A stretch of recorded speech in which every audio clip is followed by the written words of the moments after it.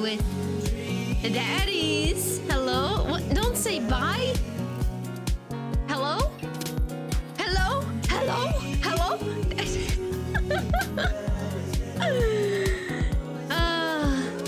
I mean, the title speaks for itself, guys. I still don't know who I should date. I don't know who to pick. Welcome. You've got dads. You've got dads. And a message from Dad Mazan. Okay, that's something. Daddy's where? Daddy's right here. Look at that. And all of them lined up for you. Brian. Why Brian? Why not one of the other ones? Yes, I'll be right down. Wait, no, sorry. I need to put on pants first. I can't find my pants, but I'm wrapped from waist down in the duvet. Are you cool with that? I can come back tomorrow. No, wait. I'll be right down. Avanzo sensible capris. Okay, we got a package first. That takes priority over the dads. Okay, that takes priority. Damien. I forgot which one was Damien. I need to see the faces. I'm vibing with Brian's fabulous dad bod. It is pretty glorious. I don't know. I like all of them. Okay, well, not really. I don't like Robert. He scares me. The purple emo vampire guy. Oh, that's awesome. Man, I don't know. Or we just go for the religious guy. Steal him from his wife. Anyway, I got a package. Wonder what it is. Oh, I bet it's that package of socks I ordered. I open up the box and start pulling the packing peanuts out. Man, these socks reek. Wait, are they supposed to reek? Okay, that's definitely not socks. It's...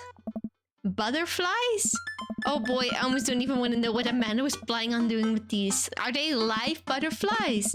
Hey Amanda, your box of dead butterflies is here. What's up? Are you sacrificing them?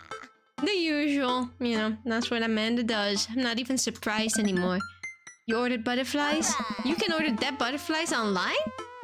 Wait, so these aren't yours? Yeah. No, but I'm definitely ordering some now. Okay, love you. Okay, whose package is this? Who ordered dead butterflies? Alright, chat. Which one of you ordered the dead butterflies? Speak up now. I take a look at the box again. Oh, it's address to Damien's house. Why does Damien want that little critter? Yeah, sorry. Ugh. Cosmic, you know, I'm not even surprised anymore. It's not even surprised anymore. This is just a regular occurrence now. Bring the box to Damien, give the box to Amanda. Well, we can't just steal packages. What if they find out that I stole their dead butterflies? I can get on board with cucking the conservative Christian lady, to be honest. That'd be pretty funny. What a stream title. It's a bit long, I think. Alright, maybe we can shorten it a bit for the title. Like just cucking the conservative Christian wife, you know? I'll give it to Damien. It's the vampire guy, isn't it? I'm gonna take it over. My goodness. Literally got gargoyles sitting at the front. I jog over to Damien's house with the box. I pull back his door knocker, but suddenly the door opens. Mr. Rur, to what do I owe the pleasure? Damien. Whoa, how'd you know I was about to knock? I don't know.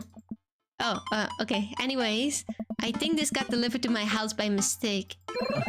I hand him the box and his face lights up. Why does he have that reaction? Why? Alright. Oh, he's my type already. And he's the one who ordered the butterflies. Dead butterflies, by the way. I mean, were they supposed to be dead? Or maybe they died on the way? I don't know. What a wonderful surprise. I was just about to send a strongly worded letter to the career service about this. Many thanks. Not to pry, but what are you gonna do with those butterflies? Would you like to see? Alarm bells ring in my head. This is how you die, Shivrer. Sure! I am not a smart person. Damien leads me into his study where he set up some sort of workstation. Above his desk is a wall of pinned butterflies, moths, and beetles. Oh, okay, guys. He just has a collection of dead insects. That's completely normal. I'm terrified. Oh no. I mean, but imagine though you get a package and it's just dead insects. I'd be thinking like, somebody hates me. Somebody wants me dead. It's like, this is a threat. He has a library in his home. Mary, nerd alert. No, I'm kidding. Only nerds read books. I don't read books because I'm cool. I'm cool like that. Anyway. Oh, wow. That's really something, Damien. Oh. I'm quite proud of my little collection.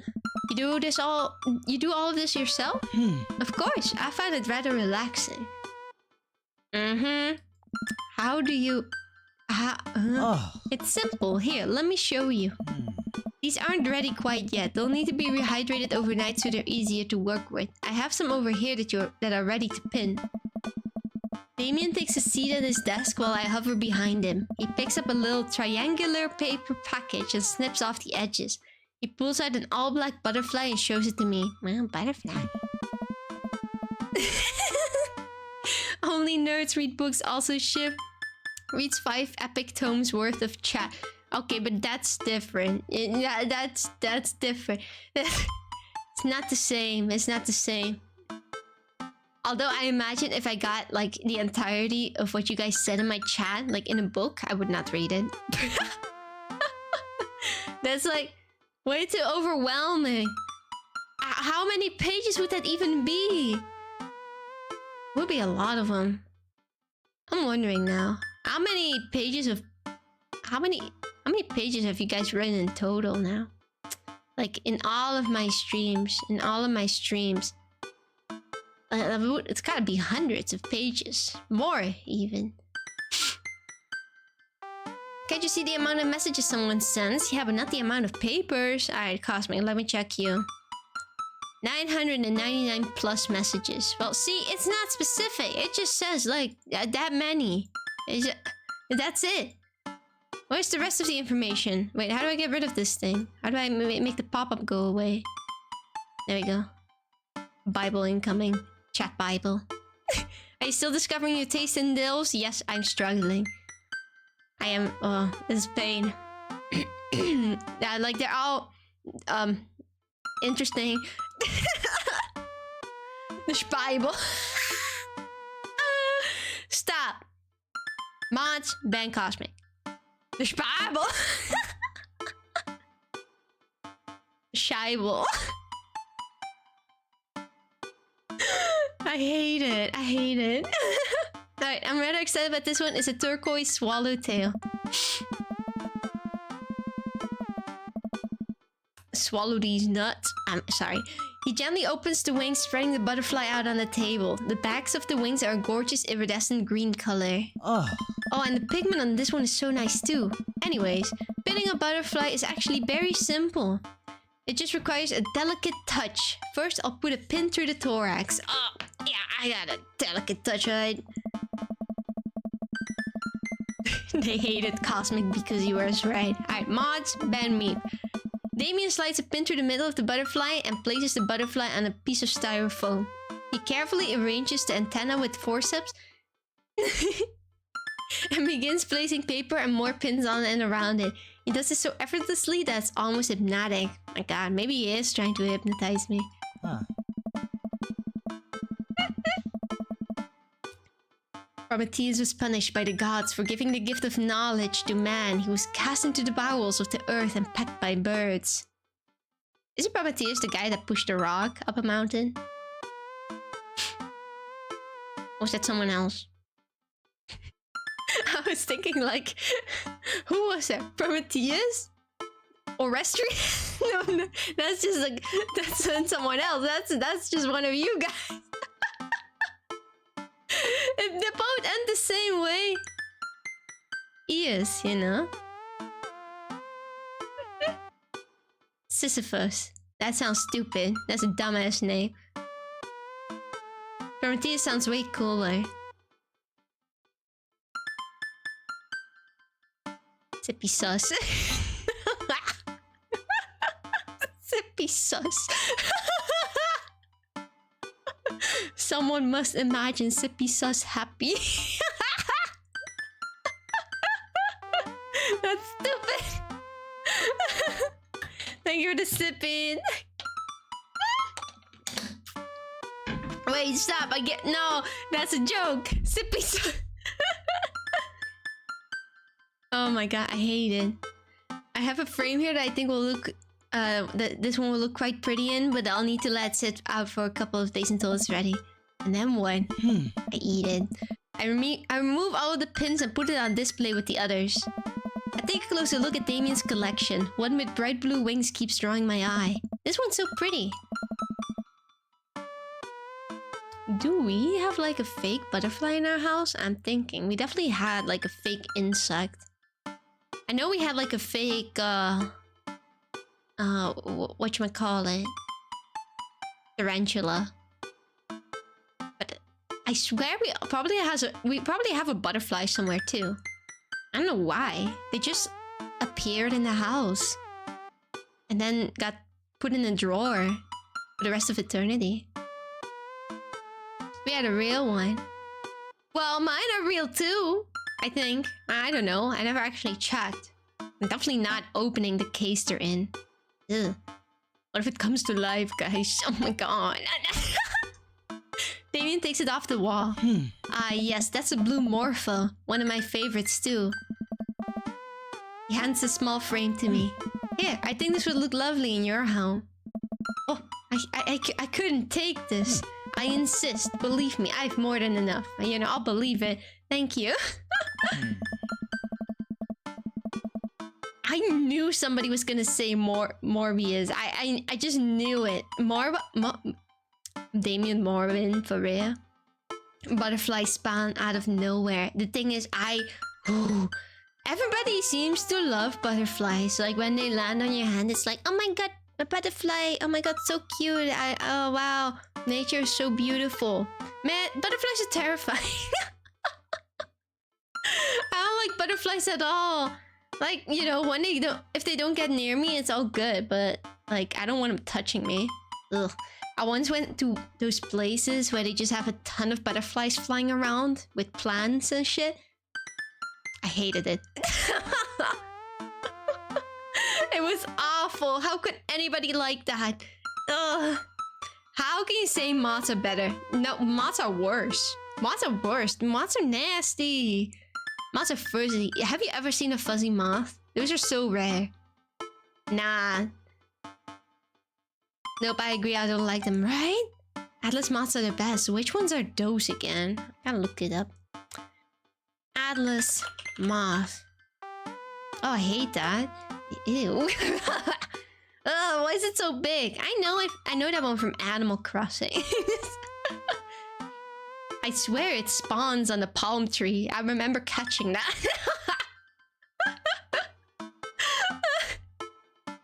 Venomous spiders are where it's at. What is wrong with you?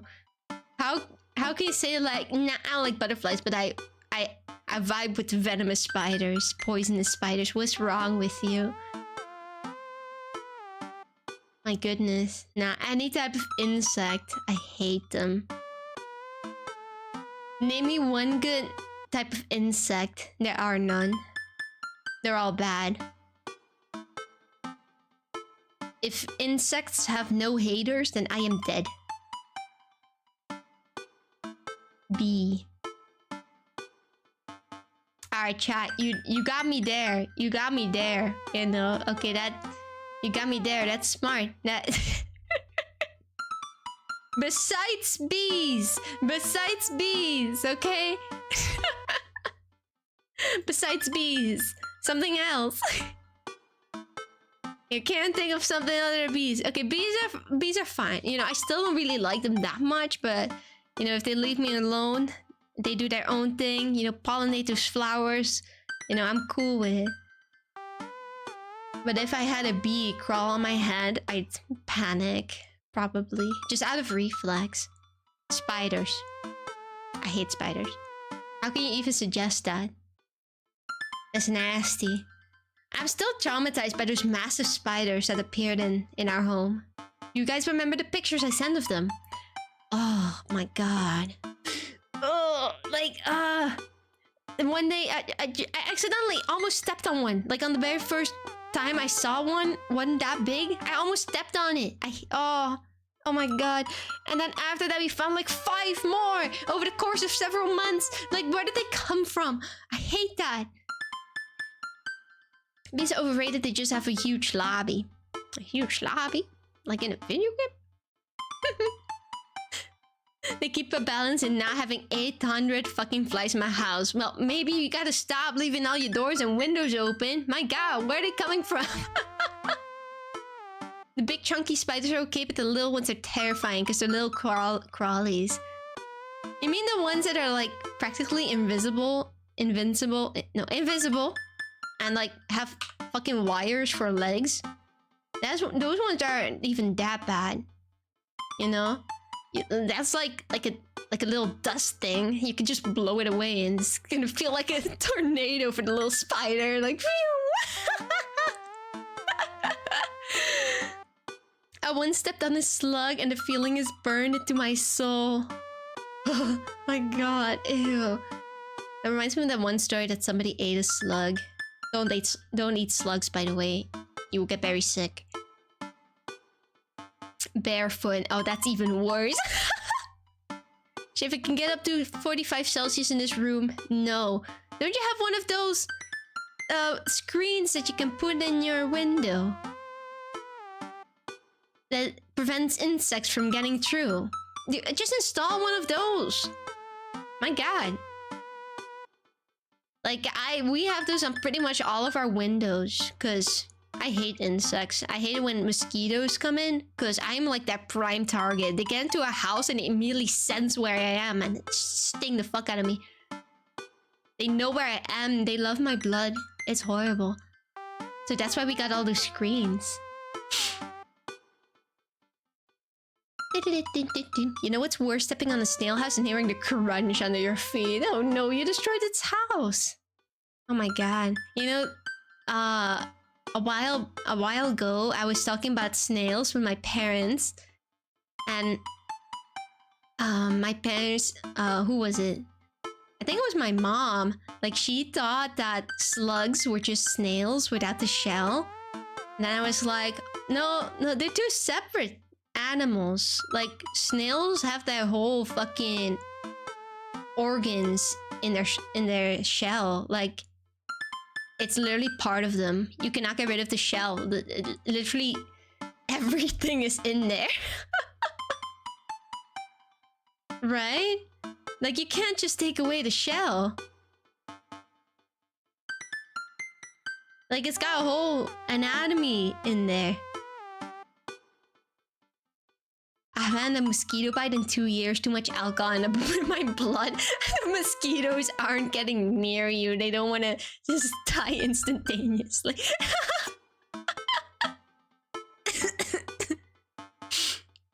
Another story. Last week I was in bed and woke up at 3 AM and felt an itch on my shoulder. Oh no. Like, I felt something was crawling on it. So I sat up and grabbed my phone to shine its light on my bed and it was a silverfish. Oh my god. Silverfish are the worst though. Oh, I remember when I was living on my own, that for some reason silverfish always appeared in the bathroom, and I did not know where they come from. Like, not from outside, not from the hallway. Like, where did they come from? Apparently there was just a fucking crack in the ground where they climbed up from. It was awful. And like, at a certain point, I pretty much got used to the silverfish, because to be fair, like, they're not that big. They're pretty small. They're just annoying. Like, I had to put so many silverfish traps. Like, I didn't even know those creatures were real. Like, what do you mean they're not just in Minecraft? What do you mean they're actual insects?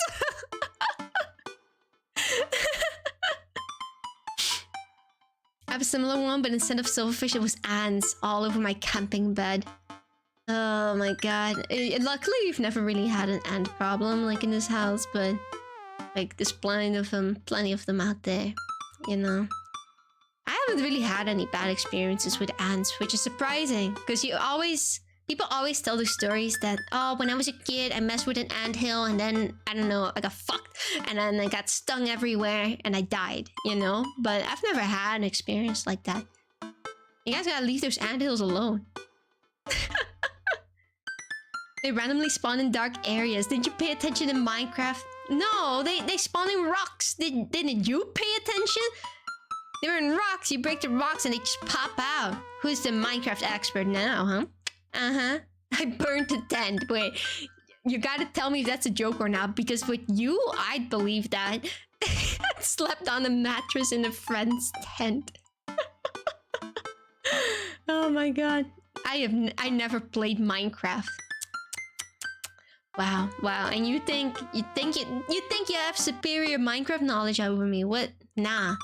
This is why Fancy God Daddy's amazing. He sparks up all sorts of conversation. You know, it's true. It's true. Like, we're having a whole discussion about insects now. But I don't like insects.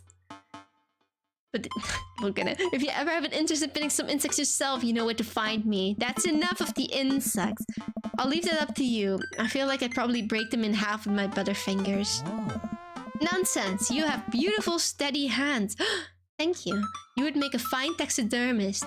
Am I blushing? Damien walks me to the door and gives me a warm smile as I leave. He told me I have pretty hands, chat. I like to think I have pretty hands. Do take care of yourself, Shiv. Thanks for allowing me to share my odd little hobby with you. I don't feel like I consented to that whole interaction, but it's fine. Somewhere in Breda, there's a burned up pile of just somewhere over there. I just imagine it like, just like smack in the middle of the city, like between the shops. Like there's just a burnt tent there. Like, don't worry about it. Fun fact, the majority of pollination is made via other insects. People just like bees because they're cute. They are, which is fair, but wasps, mosquitoes, and other crawlies do the heavy lifting. Nah, but wasps suck. I hate them. One time, I was, like, just walking by the pool, like, all vulnerable in my bikini. Alright? Like, that's important. And I was just walking there. Not even on grass or anything, just walking on the concrete. And there's just a fucking wasp flying around. You're not being near any type of flowers, just flying there. Gets close to my leg. Stings me and leaves. Like, what the hell? I didn't even do anything. I was literally just walking. It was like, you're in my way. Yeah, sting and leaves. That's messed up. Wasps suck. At least bees have never done that to me, you know? I have a personal vendetta against wasps. Wasps are mean. Tough luck, Apple Eater. What? Apple Eater? Okay, chat, help me decide who I should hang out with now. Who do I hang out with? I kind of want to hang out with Craig, but and don't say Damien, because we just did that. We just hung out with Damien. Robert, why are you doing this to me? Robert is like the last guy I want to hang out with. Okay, fine, because you were the first person that said it. I hate that we do already have a heart with him. I hope he just ignores my messages again. That'd be great. Alright, Robert. I'll see if he actually responds or not. Please don't. I really enjoyed the night I spent with Robert, but he's been dodging me ever since. I really want to see him again. I've tried messaging him a few times, and that book says he hasn't read them. I haven't even seen him come out of his house, actually. I decided to send him one last message, figuring that this will produce the same result. Hey man, I don't know where you've been, but we should grab a drink soon. Hugo, let the man cook, Shiv. He's good at it. Alright, okay. You know, after this, we'll pick one of those other people that you guys mentioned. Joseph, Hugo, one of them. I walk away from my computer because at this point I know he's not messaging me back anytime soon. And that's it. Alright. I linger in the kitchen. I'm all caught up on work. The house is relatively clean. Maybe I should do something nice for Amanda. I'll make a favorite pie. Yo, I want pie so bad. I root through the pantry and pull out all the ingredients. This is an old family recipe that I used to make with my grandmother when I was a kid. I lost the actual recipe card a long time ago, but I think I'll be able to remember how to bake it. Yeah, how hard can this be? I start mixing the ingredients together for the crust until I get a nice dough. I throw some cherries into a saucepan to make the filling. Normally I don't like to multitask in the kitchen, but this cherry pie is a piece of cake. Wait, pie? It's a piece of pie. I'm making a pie. Yep. Oh man, I can never remember what temperature you're supposed to set the oven at. I'm pretty sure it's 375 degrees, but I could be wrong. It seems pretty high, if I'm honest. I don't know. It's gonna burn. Who am I kidding? I'm never wrong when it comes to this pie. My special twist on my grandma's recipe includes a secret ingredient that not even Amanda knows about. It really makes the cherries extra flavorful. God, why can't I remember what the secret ingredient is? More cherries, salt, almond extract. I think we should put salt in it. Like, yeah, like salt sometimes does make it better, right? Have I ever mentioned this on stream that one time some of my classmates tried to prank the entire class by making a cake and putting like a shit ton of salt in it, but nobody noticed it because it just tasted good and nobody noticed like the absurd amount of salt in the cake. No, not crack. What's wrong with you? It's salt. It's salt, duh. Just a pinch of salt to bring out the natural sweetness of the cherries. Wait, what? How? Well, to be fair, I don't know how much salt they put in the cake, but they did say like we were supposed to notice the salt, but we didn't. It was just a good cake. It was actually like super tasty. That's the only thing I remember. Salt makes sweetie things. Salt makes sweaty things sweeter when used in moderacy. How do you counterbalance like a kilo of salt in a cake? Again, I don't know how much they put in there exactly. Like, we were young, we were kids, little babies. You know, maybe to them like just a spoonful of salt was already like too much. Like they were like, huh? Salt in a cake? No, but cake's supposed to be sweet. You don't put salt in there, you know? I don't know. Alright, oops, I accidentally poured a little too much in. Way too much. Alright, whatever. I'm sure it's fine. Baking is an art, and some of the most beautiful art is made from mistakes. So true. I finally get the pie in the oven.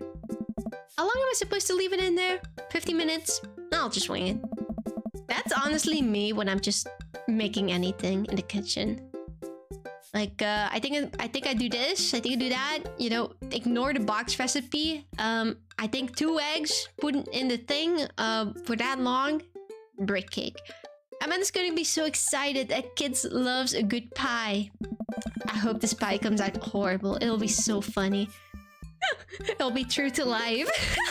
The yummy thing for the happen, thank you! Do not wing the baking, no, I'm gonna wing the baking. You know, that's how the pros do it. And obviously, I am a pro, so I'm gonna wing it. I have a seat at the kitchen table. The word jumbles until Amanda comes home. I can hear the door slam open. Yo, Pops, what smells like pie in here? It's pie, sweetie. Huh. Amanda darts over to the oven and looks inside. Yes.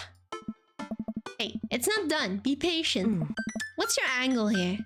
What? Pies are an objective-based confection. What are you trying to get out of me? And you caught me? Nothing? I've been leading a double life. Amanda, I have terrible news for you. I'm actually a pro skateboarder, and an aspiring astronaut and bank robber. The lifestyle is calling me back and I must go. One last job. You know how it is. I mean, like, look at me. I look like the type of guy who would do all that. I look the part. I'm ready. I'm gonna do one last job, you know? This pie was the only way I knew how to tell you. Well, I appreciated the years we spent together, but a trade-up is a trade-up. Remember me when you were kicking your feet up in Ibiza. Thanks for all the pie. Be right back. I can't find my AirPods and I kind of need them for sleep. Those are gone forever. I remember one time, like, where was I? I was with my sister in like a bus or a plane. I don't remember. And I didn't have like any earbuds. And I asked my sister like if I can borrow one of hers and we could just listen to something together. And not even 10 minutes later, I proceed to drop the thing and it gets lost underneath the seats. Never to be found again.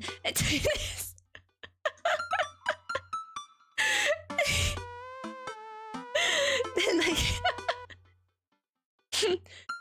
gone. Poof. I was just not allowed to listen to anything at that moment. Have you checked in the air? That's smart, you know. Based on the name, those pots must be in the air somewhere. Or under a chair, you know. I speak from experience. Let me know when you find them. Why do you need them for sleep anyway? Do you listen to like white noise? We share a cordial handshake. I wait a few more minutes before taking the pie out of the oven. I set it on the rack to cool and guard it so Amanda doesn't dig into it before it's ready. Shiv, what? Huh? What? Does it look kind of weird to you? My pie? Never. Yeah, white noise.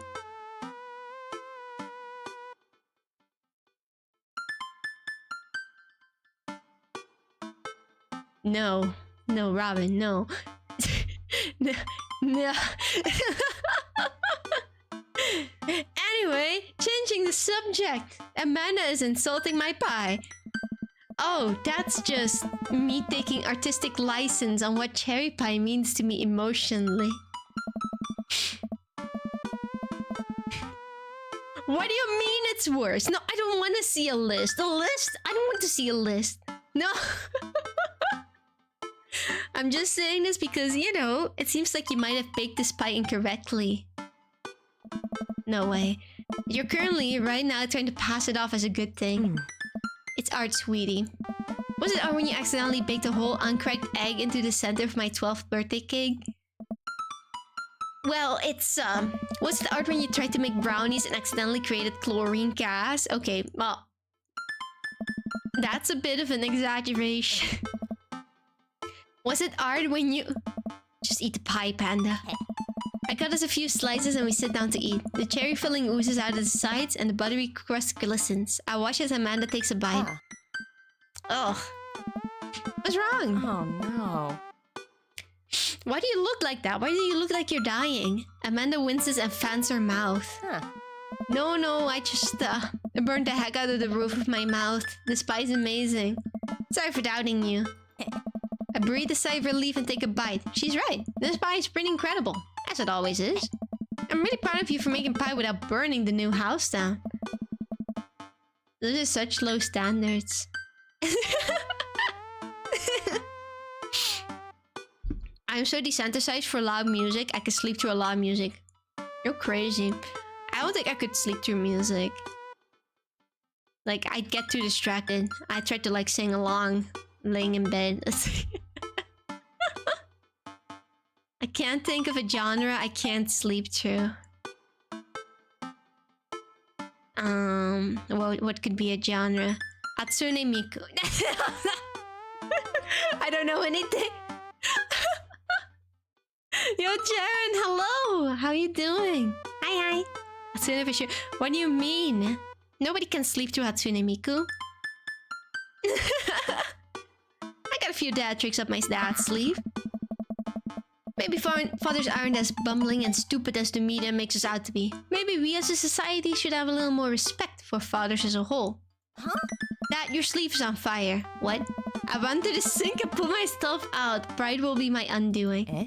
How could this be? Amanda and I clean up the kitchen and play a little more living room hoops before she retreats to her room to do homework. I go back to my word jumbles. Hey, this one spells cat. Oh my god, cat. Yo, Jaren, thank you to follow. Thank you. What's poppin'? Popcorn, you know? True. True. Boom, boom. I wonder if the guy responded to my message yet. I completely forgot about him. Shiv, I listened to metal the whole day. Of course I can sleep to Hatsune Miku. That's just calm music for me. No way. No way. Hatsune Miku? Impossible. Cannot sleep through it. Her songs are too good. It'd be a waste to sleep through them. The rest of the evening trickles by. We eat dinner. I help Amanda with one of her scholarship applications and we both start getting ready for bed. I decide to check that book one last time before I climb into bed. Still nothing from Robert, huh? Hope he's okay. I turn out the lights and lie down. Alright, another fun day with Robert. Oh my god, he responded. He said, hey, Shiv. Hey, Shiv. Coming out with me. What? Stop! I'm being spammed. This sucks. He's being so clingy. Oh my god. What is that? I was just on the verge of falling asleep. I climb out of bed and try to identify the source of the dinging. My computer screen illuminates in the dark room. I walk over to it, ready to turn it off, when I notice what's happening on screen. Yo, Jaren, enjoy your look. Enjoy. Get some snacks. Well, that's not exactly subtle. It literally a winky face. A winky face. Brother, that one night stand was a one-time thing, alright? It's in the name. Come on. But, I mean, I did have fun with him the other night. I mean, you know, now that I got the chance anyway. I do not trust him one bit. Surely it's fine. Go to bed. No, but we have this now. Okay. I'll be right over. You gonna kick me out this time? Maybe. Oh, hurry up. God damn it. My god. I'm being used here. I reluctantly throw on a jacket and head outside. You know, Chad, this is like a precaution. If I don't get to date any of the other daddies, Robert is my backup plan. When I get to Robert's place, the door is already unlocked. As much as I feel like hooking up with Robert again is maybe not the best idea, that's a problem for tomorrow, Shiv. You know, that's a spirit. That's a spirit. Oh. Hey. Oh my god.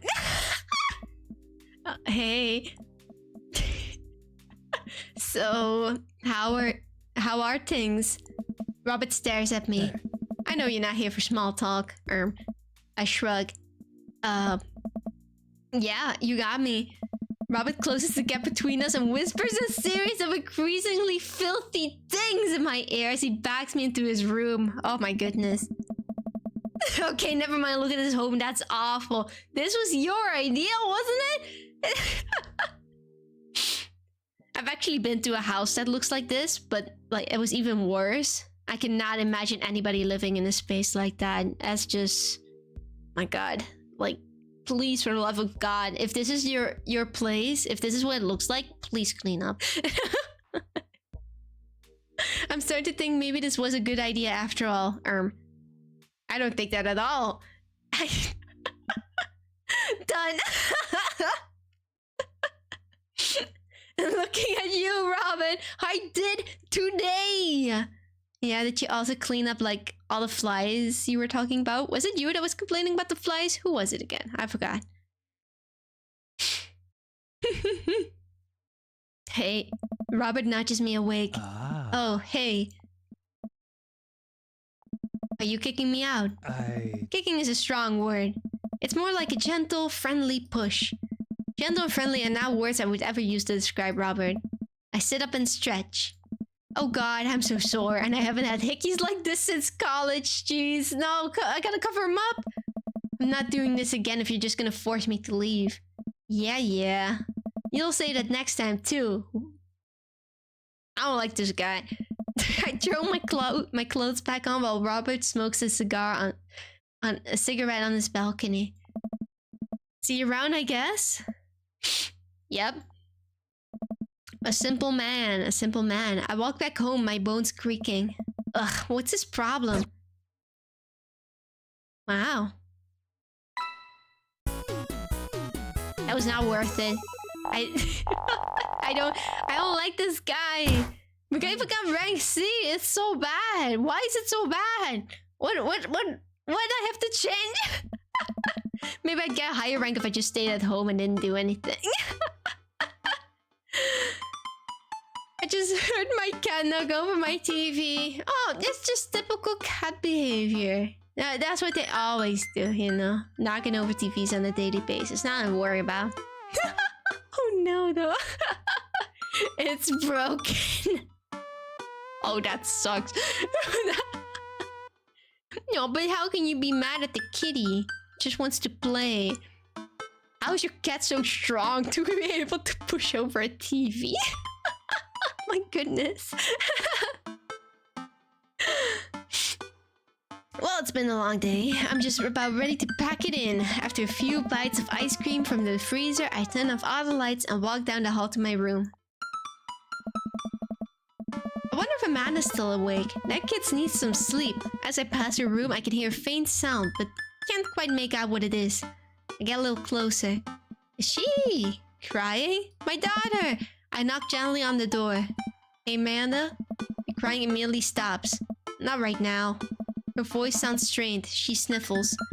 I need to make sure she's okay. I open the door. No, don't do that. No, my baby! No! In the dark, I can see Amanda's outline in the middle of her bed, knees hugged up against her body. Is everything okay? I don't want to talk about it. Something happened. No, nothing happened. Go away. Nah. Last time I left you alone, something must have happened. I fucked up.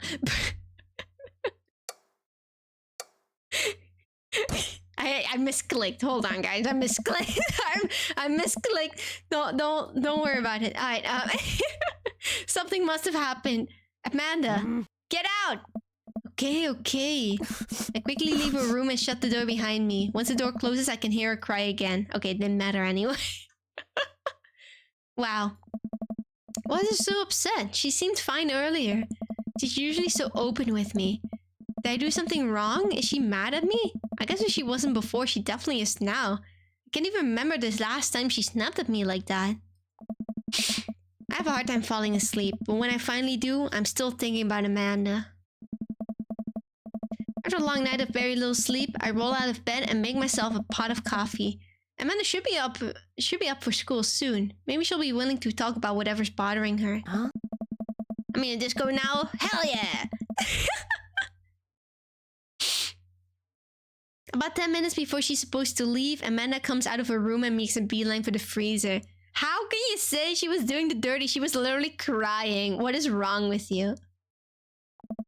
Morning, Amanda. Morning. She hates me. She drops a frozen waffle into the toaster and slams the freezer door. She won't look at me. Yikes. So, anything big going on at school today? Aww. No. Okay. Do you need a ride to school? No. Want some coffee? Amanda pulls the toaster lever up and takes her still freezer burned waffle out before it's finished cooking. I have to go. You are so mean, my daughter. Amanda picks up her bag and storms out. Oh my god!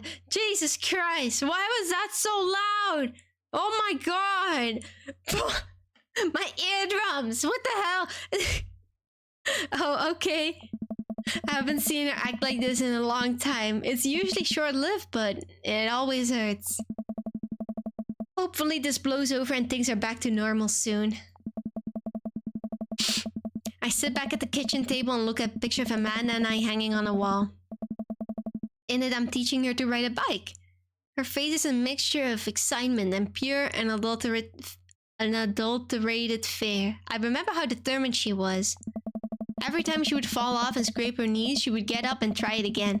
Finally, I had to stop her because she was bleeding everywhere. Then she started to cry because she didn't think she needed bandages and wanted to keep trying. Oh my god. As I put the bike away, she just stood in the middle of the street and screamed.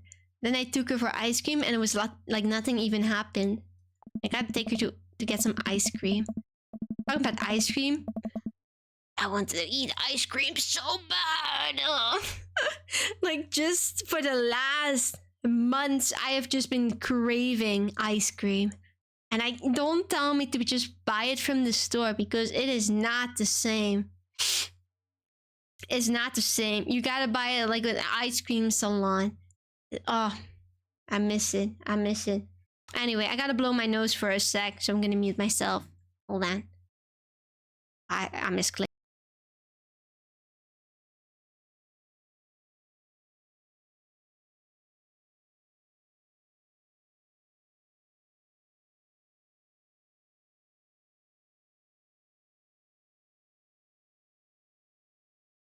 Plain nose. I had that craving recently and bought it from the store and it satiated it. Yeah, but I'm never able to find my favorite flavors in the store. Never. The game is so quiet. Hold on, I want some background music if I'm talking about this. After giving it a bit of thought, I decided that if I force it to talk about it, I'm only gonna make things worse. But I have an idea. Start rummaging around for ingredients. I hear Amanda walk in the door. Instead of heading for the kitchen like she usually does, she makes a beeline to her room. She hates me. She's clearly trying to avoid me. Hey, Pumpkin? What? Can you come here for a sec? There's a moment of silence. Please? Yeah. I want to say sorry about last night. I'm just worried about you, kiddo. I get scared when I know something's wrong, and I get even more scared when I feel like I can't do anything about it. So just... whatever it is, and you don't have to tell me if you don't want to, but whatever it is, just know that you have a dad in your corner who wants you to be happy. Honey, you know I'm bad with words, so I was hoping I could speak the language we both could understand. Pull a cake out of the refrigerator and place it on the table. Hopefully the frosting has set by now. Ta-da! Dad, it took me a really long time because I ran out of red frosting somewhere around sad and had to start over. Aww! Sorry you're sad, but I support you 100% with the 3 little candles. They're so cute! This is beautiful. It's strawberry. Amanda gives me a big old hug. I grab some plates and forks and serve us some delicious cake. Cake just makes everything better. So, it's really stupid. What is it? This whole thing, I know I've been really weird lately and this just... I don't even know how to explain it. I feel like I might have to make you a chart. I'm listening. Do you want me to take notes? I guess I should start from the top. So you know how Emma R is going to that fancy art school in California, right? Emma R. God. Which one was that? The one who puked in Death God and Beyond? That was me. What? I thought you were Emma P. Dad, are you doing okay? I am getting legit worried. I've been doing a lot of gluing and varnishing in unventilated spaces. Carry on. The usual. Anyways, ever since she got the acceptance letter, I've been feeling like she's drifting away, you know? And she's been spending a lot more time with Grace and Emma P. I just thought it was all in my head for a while, but then I found out from Rosie M that both of the Emmas, Grace and Noah, all went to a party at Mackenzie's F's. On the same night, they all told me they were busy studying for the Calc AB final. That is a lot of names that I'm not going to be able to remember. Yikes. So, another important piece of information is, God, this is just embarrassing. I have a crush on Noah, and, that's the thing. What? Whoa. I had no idea. I definitely didn't know that. Okay. You're a bad liar. So are you. I learned from the worst. Anyway, so the only person I told about the crush was Emma R, and she promised not to tell anybody. I didn't confront them about the party thing because I didn't want to start drama, so I just keep quiet and keep going on about my business. Amanda sighs. And then one day, I invite everybody out to get nachos at the mall, and after not texting me back for like 2 hours, even though none of them ever put down their phones for more than 60 seconds, they all say they're busy, like, simultaneously. So I tell them, never mind, I'll just eat nachos at home, right? But we were out of chips and I really wanted nachos. Oh no, totally understandable. So I go to the mall anyway. I get to the food court and who do I see there? But Grace, Emma P, Emma R, and Noah all hanging out together and eating nachos without me. What? Those bitches. Alright, show me their faces. I'll beat them up. I'm gonna beat them up. Like, I'll get arrested for my daughter. What the hell? That is actually messed up. Like, come on. What? That's weird. That is messed up. Not real friends. Like, those are enemies right there. Who needs enemies with friends like these? My god. What? It gets better. I'm standing by the escalators watching them. And I realized that Noah has his arm around Emma R, which is kind of weird, right? But then they kiss. Nah! Nah! Emma R! My god. What a bitch! Oh my god! No! Yes, I know. So I storm over there and I'm like, hey, yeah, go Amanda! Tell him! And Grace drops a nacho on his shirt because of course she does. And Emma R just, like, glares at me. Grace, nothing is coming up. I don't know who that is. Grace is did she poop the bed too? No, Dad, please stick with me. Grace is the one nobody really likes, or I guess that's me now. But anyway, nobody will say anything, and I'm just like, you guys suck, which realize is not the most eloquent thing to say, but I was very angry and really embarrassed, and I just wanted to get out of there. So I left without nachos, might I add, which only further contributed to the shitty day. And immediately drafted a super long text to the group chat asking them why they've been so weird. And I wrote another one to Emma R asking how long the Noah's thing been going on and... Sorry, I know it's a lot. Are you still following me? Well, kinda. What did Emma R say? Ooh, okay, get a load of this. Emma R says, you know what, let me just read it to you. Amanda pulls out her phone and reads word for word an arduously long string of messages. Can you believe that? I cannot believe that. I care so much about Amanda's social life and mental well-being, but man, I do not understand what she's talking about. This is all beyond me, but I am trying my hardest to be supportive. They were dating in secret for like months. So I told her that she's being a really terrible friend, and she's like, well, if you think I'm so terrible, then just stop being my friend. And I was like, okay. And then she left me on read. And then... Wait, left me on read? What is that? Oh, like... She saw my message and then reply, and I know because they are read receipts. I don't know what read receipts are, but I'm just gonna nod and pretend I understand. Man, I'm so old. Gotcha! So whilst this is all happening, I'm talking to Emma P about how mad I am because she's at least being kind of reasonable, and I'm venting to her about how pissed I am at everybody and stuff. Didn't Robert leave us on red before? He did. But to be fair, we're dumb. We don't know what that means. Like... I'm gonna drink some water. I'm thirsty. And then out of nowhere, Noah texts me and it's like, how could you say that about me? And I'm like, say what about you? And then he tells me that Emma P sent screenshots of everything I told her to the group chat that I got kicked out of. Alright, I think he lost me at screenshots, but that definitely sounds bad. There's so much more, but honestly, it's all just really stupid teenager stuff. Bottom line is that everybody dropped me, half of my grade hates me, and now I have no friends. Oh boy. Okay. Amanda, I'm so sorry. I almost expected it from everybody else, but... Emma R's been there since Mom died. I can't believe she would just stab me in the back like that. I'm not even that mad that she's dating Noah. I'm just upset that she lied to me about it for so long. Amanda stabs at the remnants of her cake. Okay, I take it back. I'm kind of mad she's dating Noah. Like, what did I do wrong? Why did everybody just suddenly decide I'm not cool anymore? Nah, my daughter's always cool. Those people are just suck.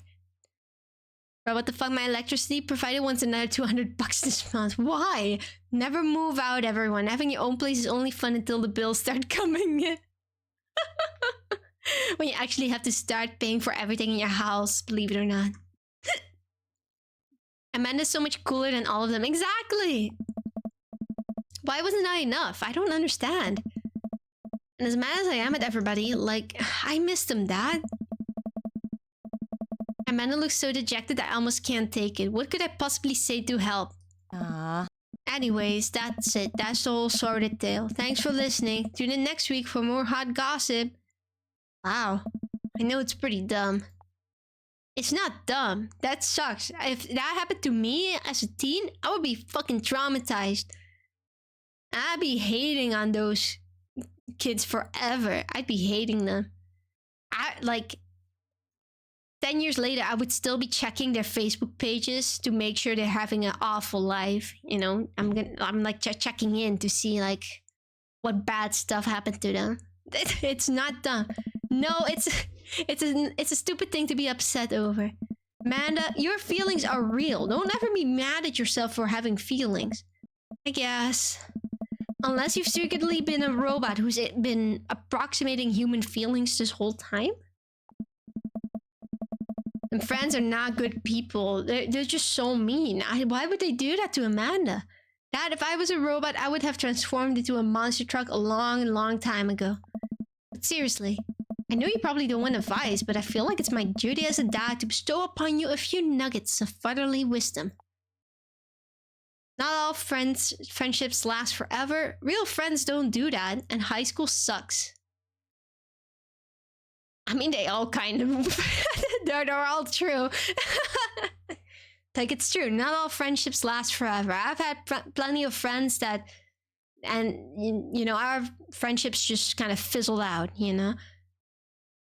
But, like, real friends don't actually do that. That's messed up. And high school sucks. That's also true. High school is the worst. What happened to Amanda? I didn't hear it from the kitchen. Amanda's friends are being mean to her. No, real friends don't do that. When you get older, you start realizing the sort of people you want to associate yourself with. Do you really want to surround yourself with people who would do something like that to their friend? It takes a lot of work to find and maintain meaningful relationships. It took me a long time to figure that out myself, and I wish I'd learned it sooner.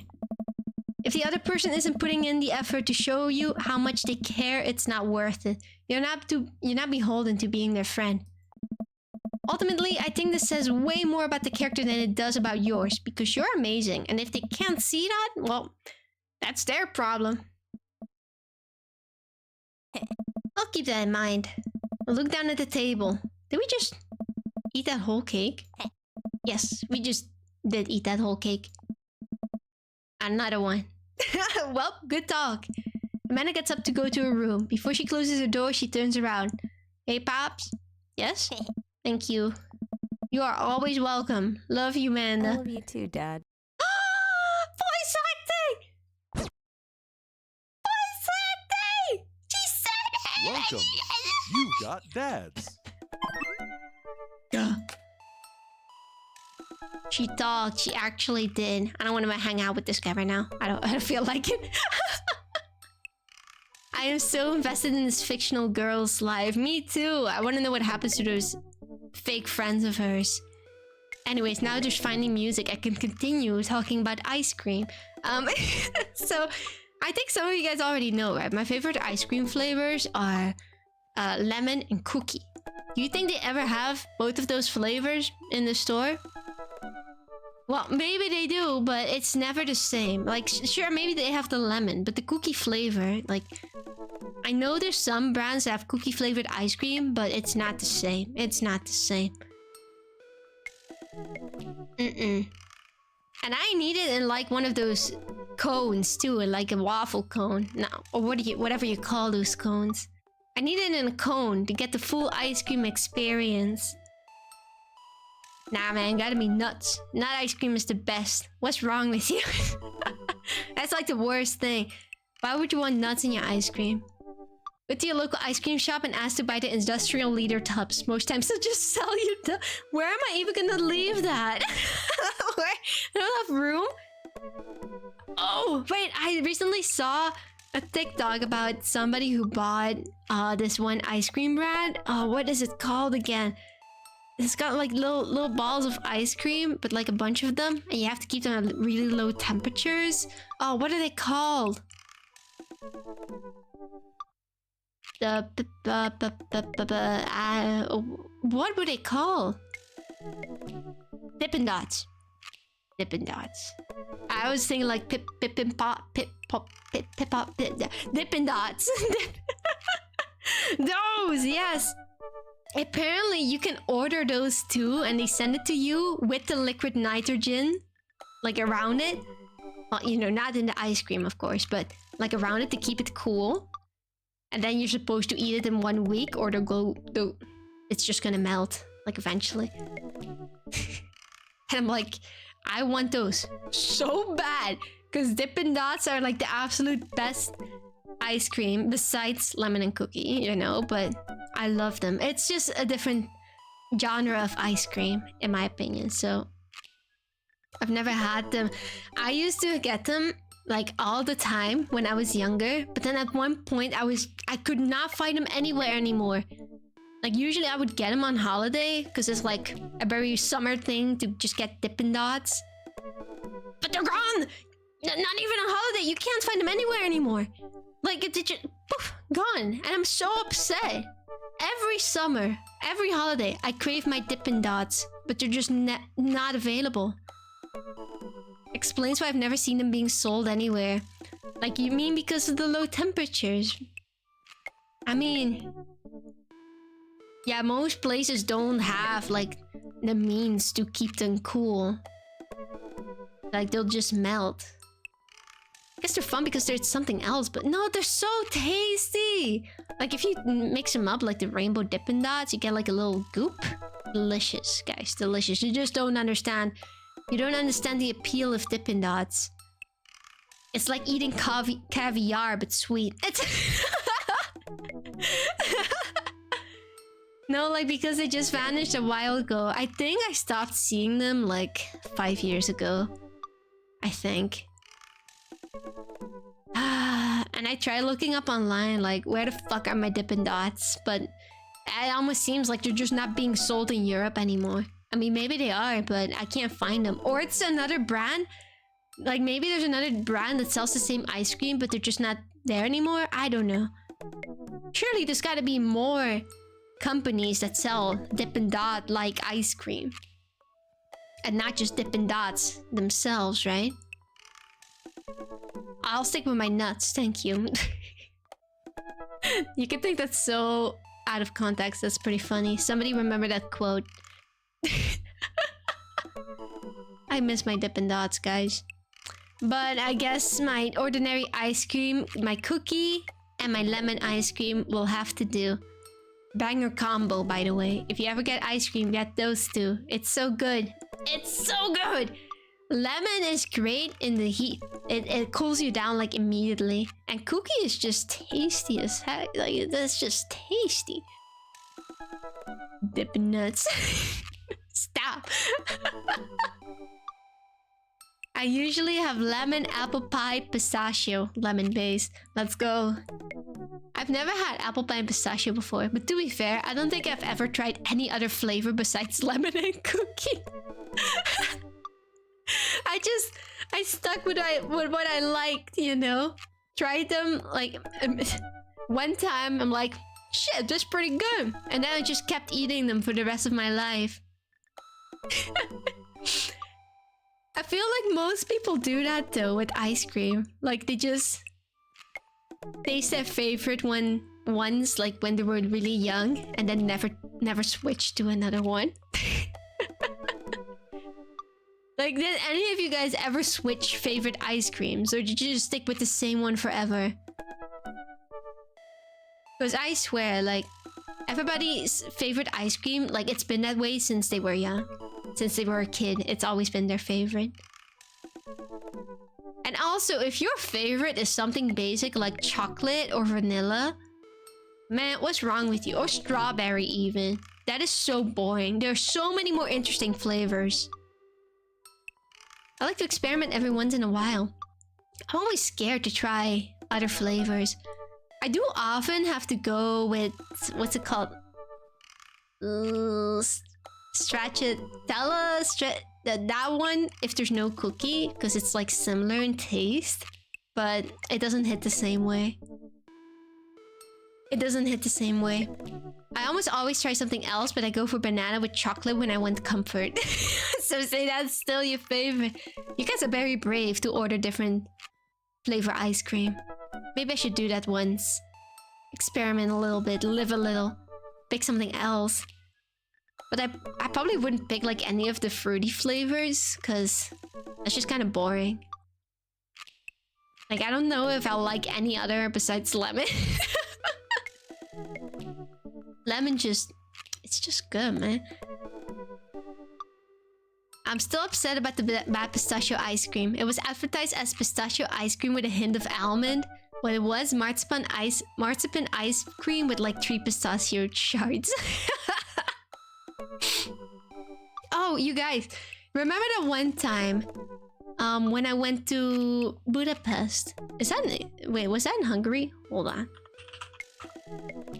Yes, it is. It's the capital. Okay. I have to check. In Hungary, I had lavender ice cream, which was unique for sure. Did you get it at this ice cream place where they make your ice cream in the form of like little roses, of like a little rose? Was that the one you went to? I think it was a pretty popular place there.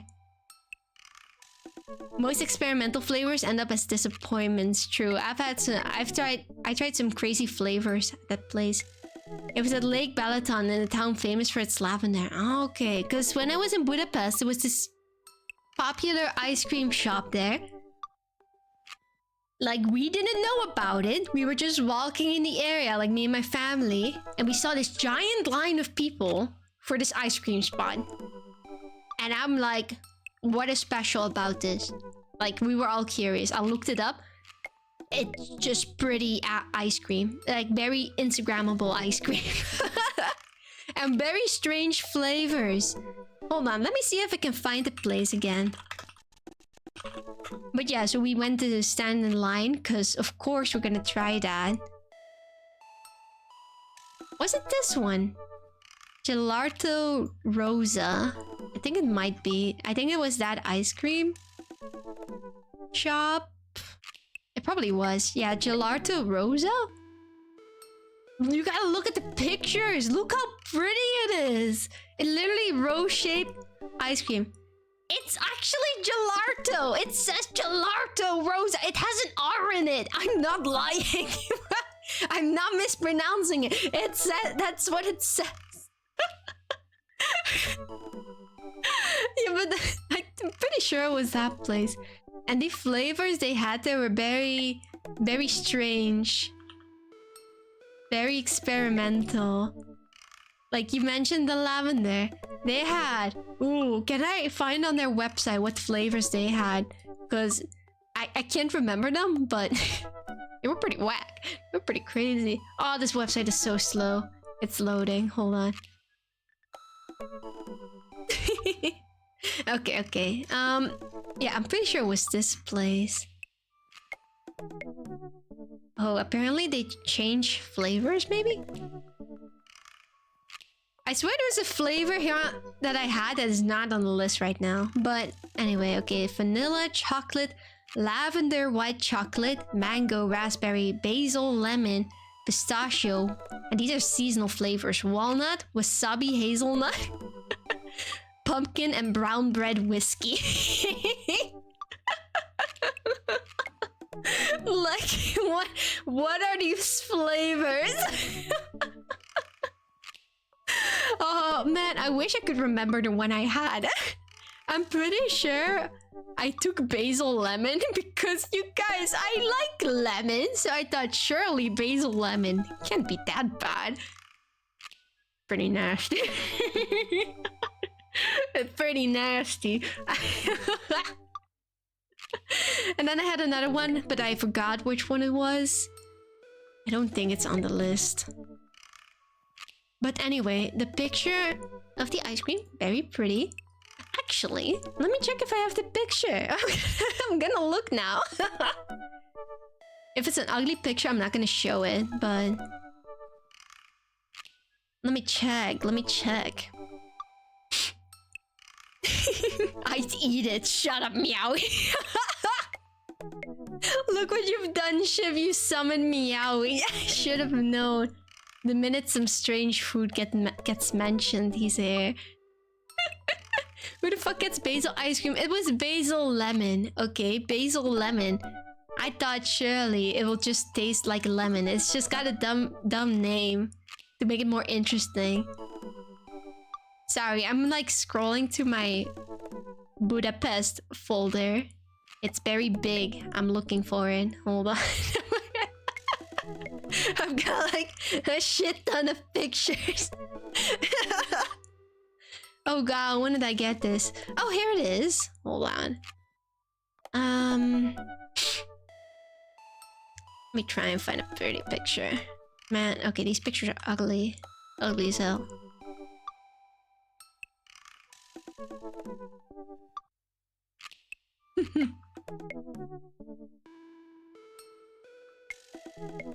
Okay, I have a picture.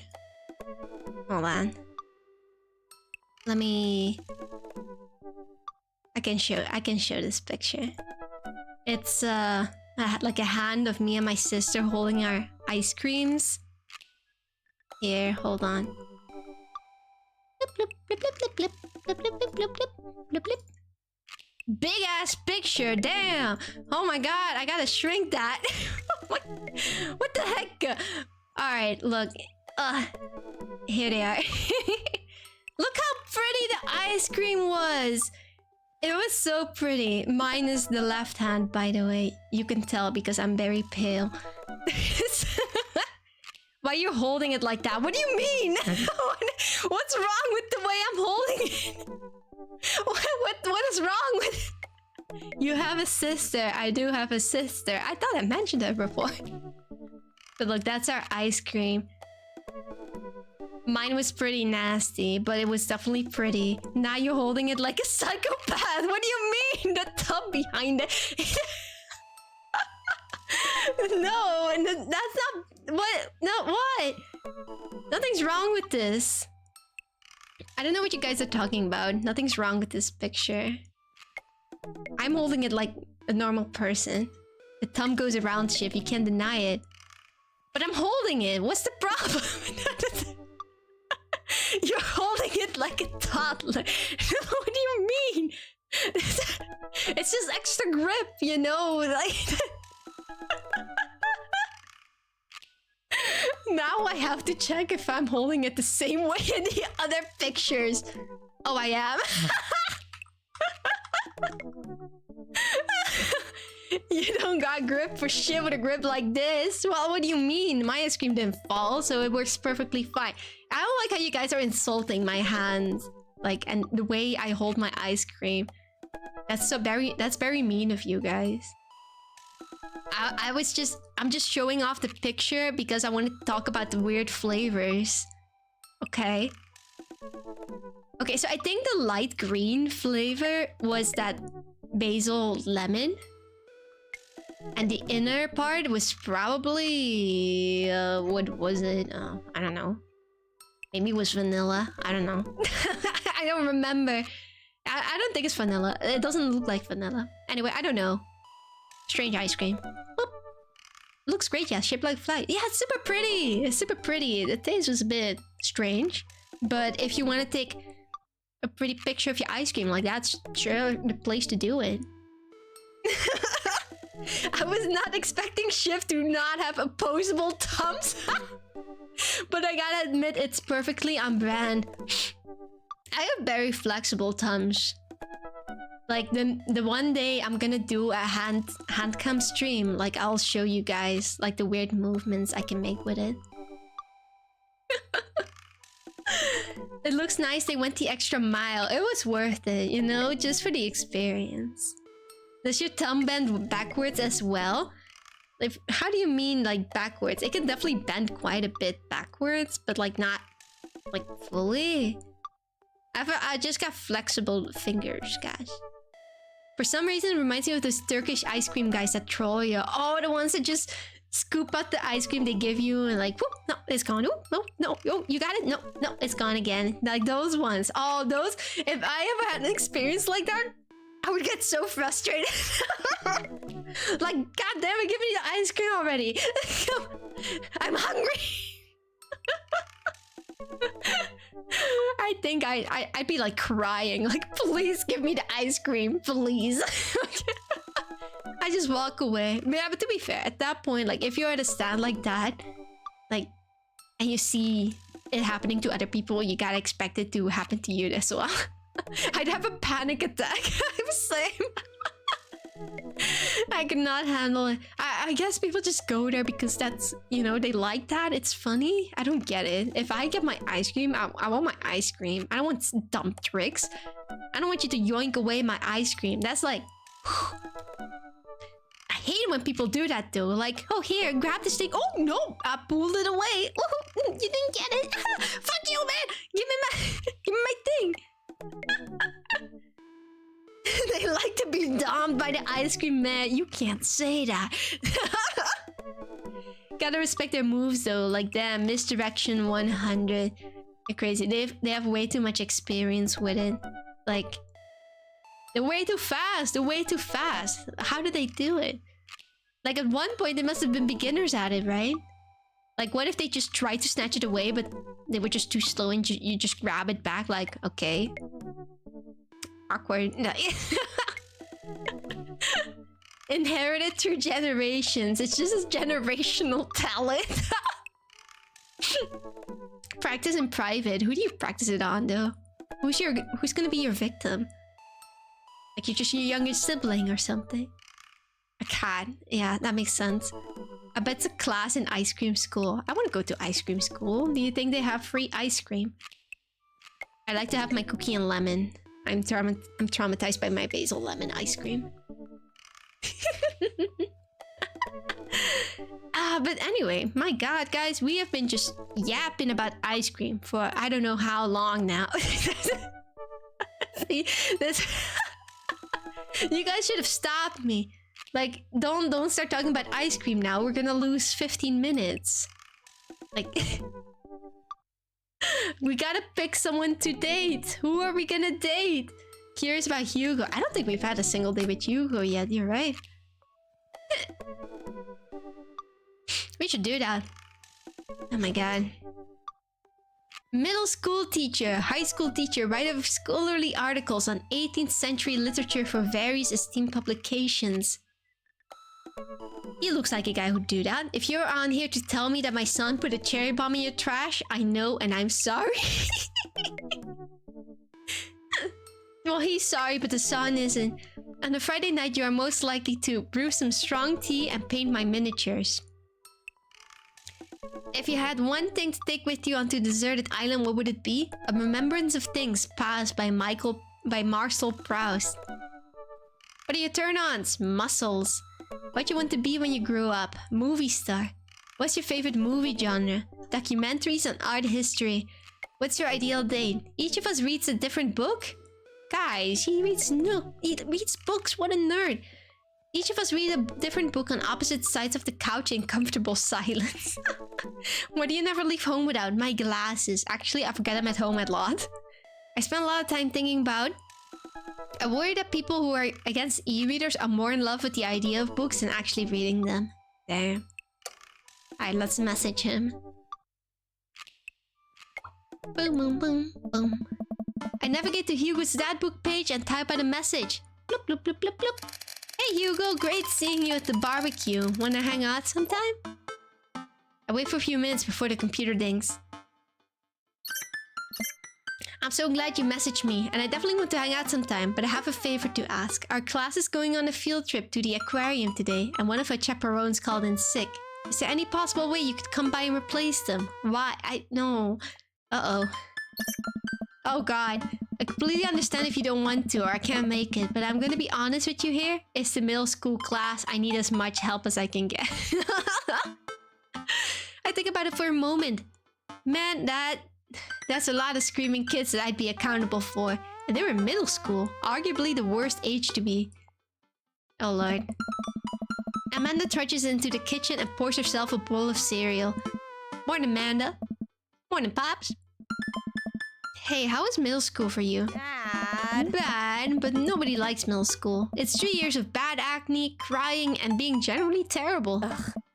Everyone sucks, no self-awareness. It's just a bunch of hormonal teenagers locked in a gross old building for 40 plus hours a week doing long division and starting fights over, I don't know, pizza day? Top 40 spot? Middle schoolers should be avoided at all costs. Okay. What was your middle school experience like? I don't know. I probably didn't like it. Base steak from Amanda. She's just based in general. Like whatever comes out of her mouth is based. I had my first crush in middle school and I'm still bitter about it. Alexa Stuggs, you hurt me and I'll never forget. What'd she do to you? I stare off into middle distance. Remembering the 24 hours that we dated and the 3 times we held hands between class periods. Then I remembered the bitter betrayal. Her leaving me for Arnold Birmingham. Him making me eat dirt in front of her. How embarrassing. I don't want to talk about it. See, middle schoolers are reprehensible. Wait, why are you asking me about middle school? Oh, Mr. Vigo requested my help to chaperone his middle school class to the aquarium. Just wanted to know what I was in for. You get to go to the aquarium? Are you kidding me? The last field trip I got to go on was the clam chowder factory. They didn't even give us the clam chowder. They gave us square pizza at a clam chowder factory. Or scam. Oh, is that why you won't eat clam chowder anymore? Hey. No, it's because Bobby Wellingham threw up in one of the vats of clam chowder and I'm the only one who saw it happen. It haunts me. Oh no, it's extra flavor, don't worry about it. Right, let's leave the story firmly in the past. Anyway, you should just do it. Mr. Vika sounds like you could really use the help. Plus you get to hang out with cool fish. But you just told me that middle schoolers were awful. Amanda, I get kind of weird about aquariums. The ocean makes me nervous. What? Are you worried that a whale is gonna pop out of the touch tank and swallow you whole? Don't you put fear in my heart. Well, do they have penguins there? Yes, they have penguins there. Yo. Yes. Then it's settled. Penguins outweigh the fear of ocean. I sit back down at the computer and let Hugo know that I'm available. He tells me to meet him back at the aquarium and gives me the address. I grab my keys and kiss Amanda on the forehead before I head out. Bye, Amanda. I arrive at the aquarium to find that school buses have beamed me there. Preteen huddle around their teachers in small groups, yelling at each other and goofing off. Every teacher looks like they're at their wits' end. Oh no. Hugo jogs up to me, looking frazzled. I'm so glad you're here. Hugo! It's been a debacle all morning. We're short-handed and most of the kids won't stop screaming. As I'm sure you know is the case with all middle schoolers. I lived through Amanda at 12. I'm all too familiar. Great, well, it's you and me chaperoning a group of 10 kids. They're over here. Hugo walks me over to a gaggle of preteens who are all sitting on the ground playing with their phones. Okay, that's good. And that sounds fine. They're not kicking each other like some of the other groups, so we're off to a good start. I'm thirsty.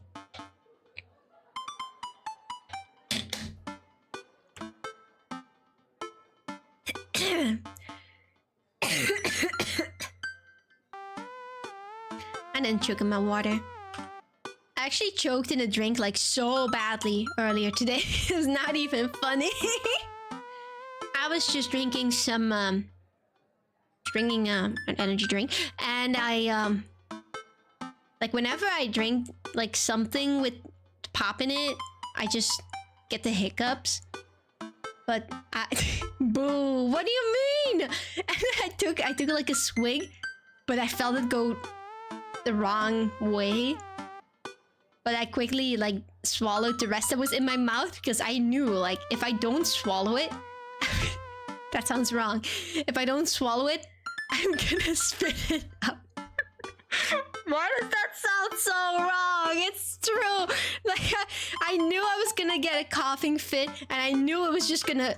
I was just gonna spit the drink all over the ground. Phrasing Shiv. How else do I phrase it?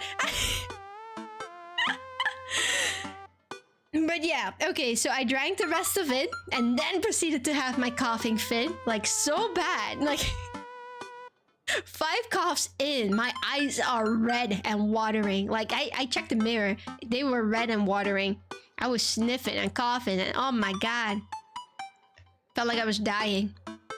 And then I proceeded to look up on Google, like, why do your eyes water when you start coughing? Because I was curious. Turns out when you cough, right, you force the air in your lungs upwards, which pushes the tears, like, up into your eyes from the tear ducts. Kind of, I think. It's pretty interesting. Anyway. That's how you learn things. You experience them and then you look it up and see why it happens. Yeah, a very meaningful learning experience that was for me. But now, okay, now I know. I gotta be more careful when I'm drinking. Oh my god. Maybe I just take swigs too aggressively, I think. I have to take like small sips to really enjoy the drink. It reminds me of those people that just are able to drink like a whole gallon of water like in one go, like in one gulp. Like they don't even swallow it, you just have their throat open and it just flows in. That's me. No, that's not you. Is it? No, you can't do that. Can you? It's all about that swallowing technique. I don't know how they do it though. How do you just open up your throat like that? And also, drinking that much water in one go cannot be healthy. Or not even water, just anything. Any drink. Drinking that much in one go cannot be healthy. Like, sure, it's a fun party trick. But my god, do that too often, you will actually, like, hurt yourself.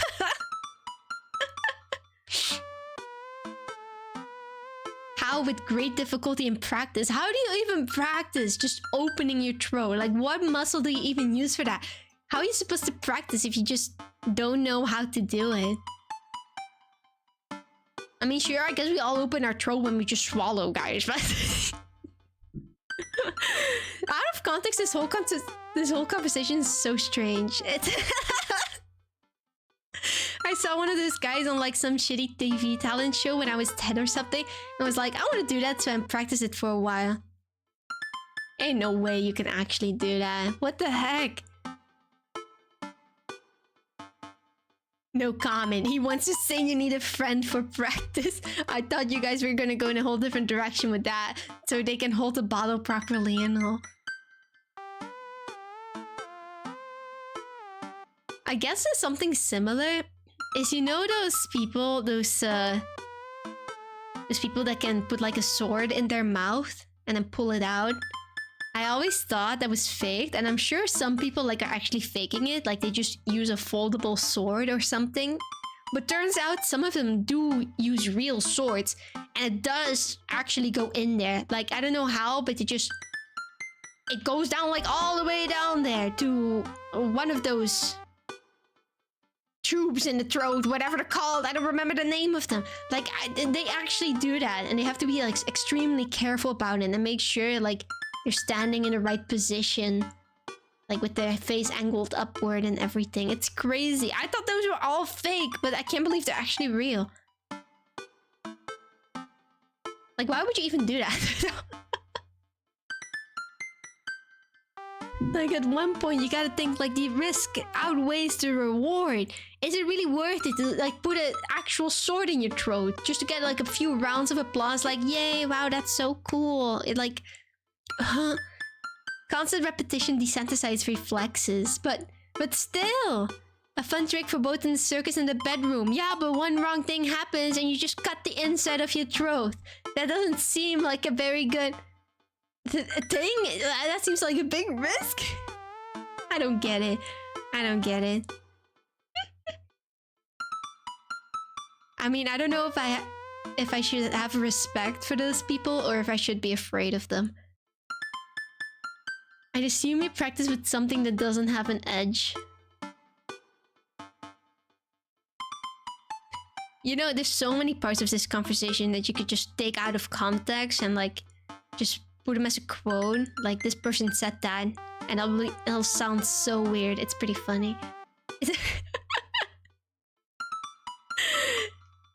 But anyway, back to Hugo. The most important thing right now. I don't have a gag for you. Someone screenshot that. I generally distrust people who shove things down their throats. Somebody screenshot that too.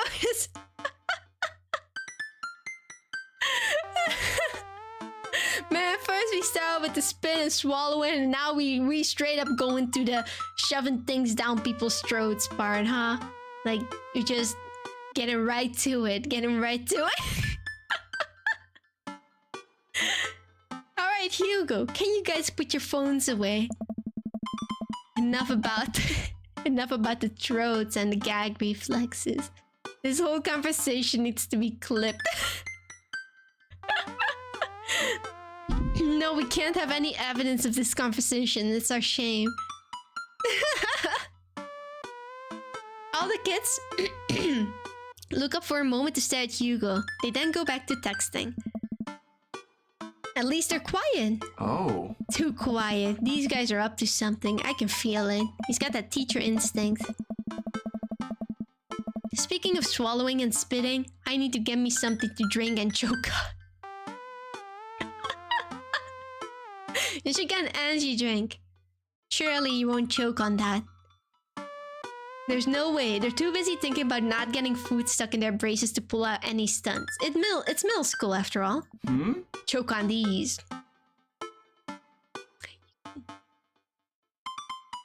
Stop! We'll see. The classes start filing into the aquarium and Hugo hands out massive stapled packets of paper to each kid. These are due at the end of the field trip. Yes, this will be for grade. No, you can't borrow a pencil. The kids collectively groan and grab the sheets from Hugo. Man, what's the point of having like a fun trip if you're just gonna get homework during it? That's so lame. What's in the packet? Honestly, it's just busy work so that the teachers can have a moment's reprieve. I think one of the questions asked them to sit quietly for 10 minutes to think about the Great Barrier Reef. Okay, never mind, that's smart. That's smart.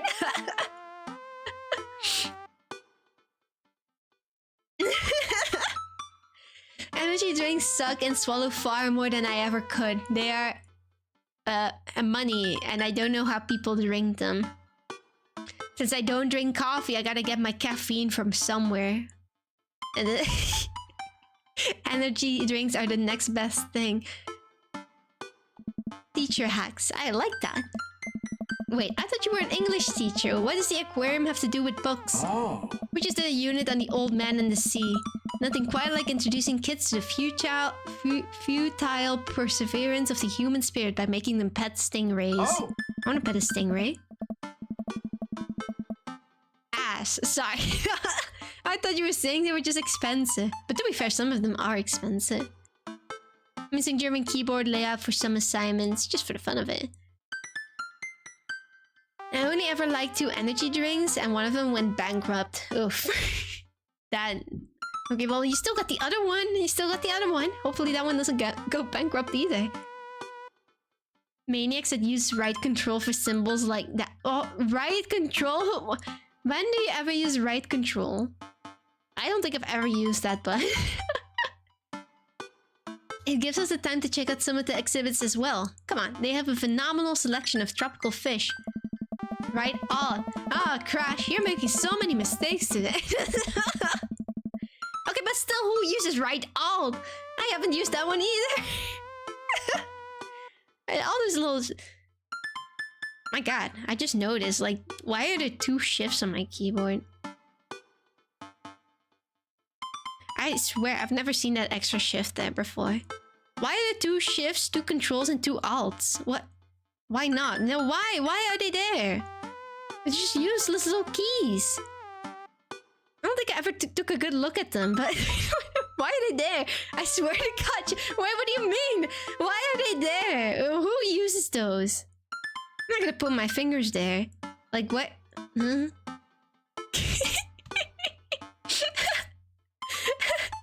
Ran into that issue at work today because one of my colleagues is a menace and works with German layout. Crazy. Crazy. Insane. So you can use it with both hands. You guys actually use, like, shift to capitalize words, like, with your right hand? Do you actually, like, use it? I've only ever... Yes? I've literally only ever used the left once. I have I have never used the right ones, like ever. The right ones, like, whoa. My right hand is on the mouse.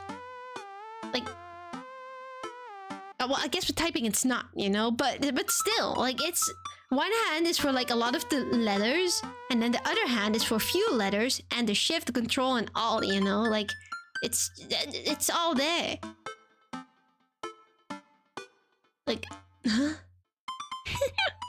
Right stuff is for special situations and for certain games. That's crazy. Okay, that's actually crazy. Maybe I'm just blind. Because I swear I've never noticed this before. I do know that there were two like alts, but I never noticed the second shift on the keyboard. Oh my god. Depends on which is easier. For characters on the left side of the keyboard that are easier to reach with the same hand, you use left shift, and for the right side you can use right shift. That's crazy. I can't believe people actually type like that. Like, what's wrong with you?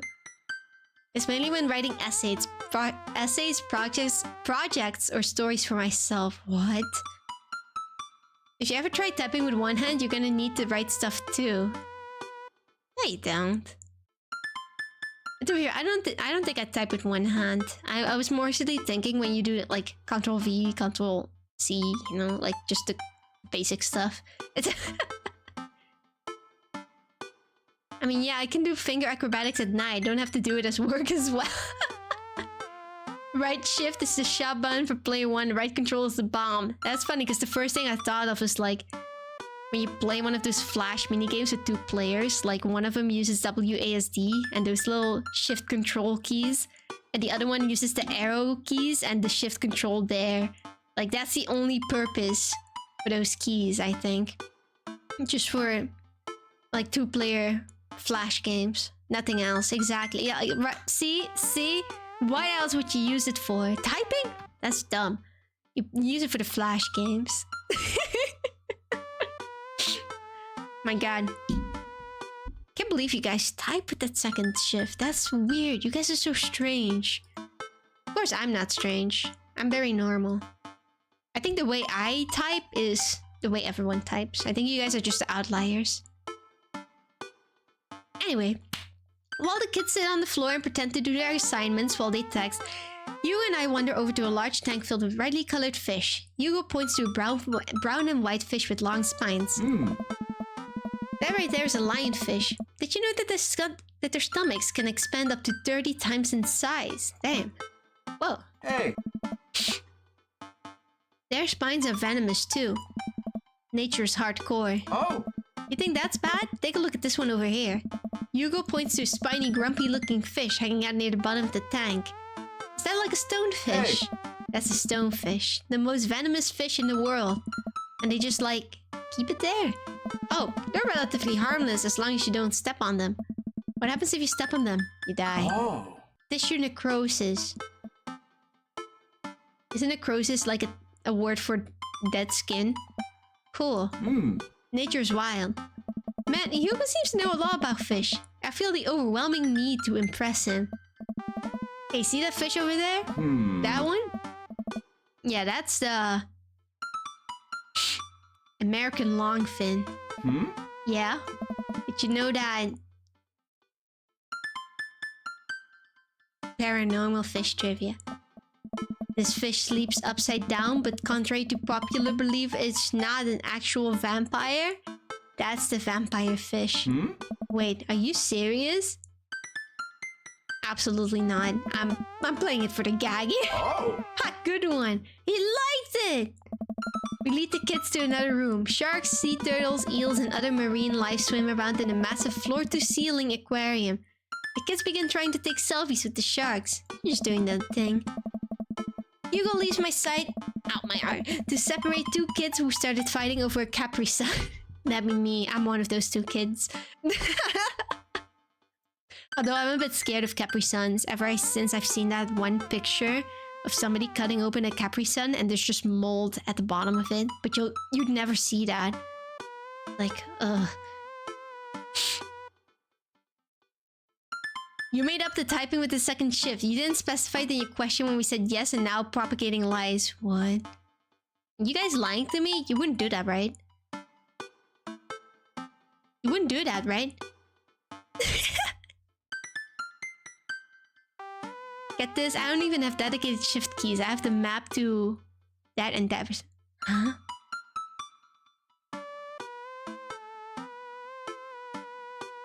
What? I type with both shifts. See, this all... Crash, you think people don't do that, but look, there's actual weirdos that type with the both shifts. I saw a keyboard in Belgian layout once and almost had a stroke. My god. I once, for my job, one time I had, like a keyboard. Oh, I thought the music disappeared for a second. I had a keyboard that was, I think, in a different language. I'm not sure which one. But it had like strange symbols all over the place. Well, besides the normal letters, but... And everything was in a different order. But the weird thing was, like... The way it typed was just like an ordinary keyboard that I always use. So it'd be weird, like, to get... like this key, I'd have to press the key that was not that key, but it would still put in the thing that I wanted to type, and it was very weird. And I basically was just pressing buttons that didn't correspond with what I was actually typing, and it was so strange and confusing. But I had to do it for so long, I just got used to it. It was awful. Oh my god. Oh my god. Did you guys also have this when you were younger? That for some reason, like, keys on your keyboard just suddenly changed when you were typing and you never knew how to fix it. Like, I don't know if that always happened to me, and it got me so frustrated until I discovered that with Shift Alt, you literally changed the language of your keyboard. And I never knew that. And it solved so many of my problems, because I was probably pressing that by accident like all the time. Both of them. It was so frustrating. Like, please, I just want to put like a little dash on the E or something, but it wouldn't let me, and I didn't know why. And then one day, oh, then suddenly it lets me. And I said, wait, what'd you say on ad? I was talking about when you press Shift and Alt, it changes the language of your keyboard, or, you know, the language you're typing in. And like, whenever I want to put a dash on the E, like, I always have to switch the language so I'm actually able to do that, like, easily, and then I have to switch it back. Like, it's frustrating! I knew that from a young age because Arabic literally is nothing even remotely close. Like, I remember myself, like, young me desperately Googling, like, can't type this letter with thing, what's going on, and never getting a proper answer. Like, so bad. I got switched to Greek one time without knowing how to change it back. And then you're desperately looking it up, like, why my letter's Greek? How change back? Whoever thought of digital Arabic text and how it would be handled is going to hell, destined to write Deutsch bad trains forever. No, because my letters were in Greek, I couldn't look anything up. That's actually so funny.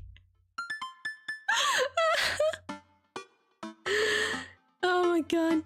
You know what's even worse is not only we write right to the left, but we also have to specify to start from the right as well. Oh my god, doesn't work here. Okay, that'd be confusing with just your chat suddenly switch sides. Right now I only switch the language if I need to put like a dash, like an E or something, and that's about it. Because, you know, the Dutch language has that. They like to put the dashes on the E's sometime. Like for a few words. And then I have to switch it for that, and that's it. Like, and then I switch it back immediately. So it actually matches my keyboard. Because, like, I don't... Like, what is this keyboard? Like, British keyboard or something? I don't know. Just use your key. What the heck is that? The heck is that? if you try to write English and Arabic in the same sentence, you're gonna end up in a rubber room and you're gonna go insane. If I misplace a space, I need to rewrite the whole sentence with surgical precision. That's awful. That seems like bad letter design. Okay, what is your key now? You got me curious. Hold on. Your key. European keyboard layout. What is that? Ew. I still got 2 letters in every single one of the keys. What's up with that?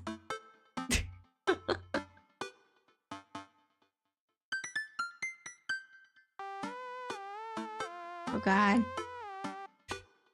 Oh my god, it's got like everything. It's got everything you need. It's like for every single language in Europe. Holy shit. You've got the upside down question mark for Spanish and everything. Oh my god.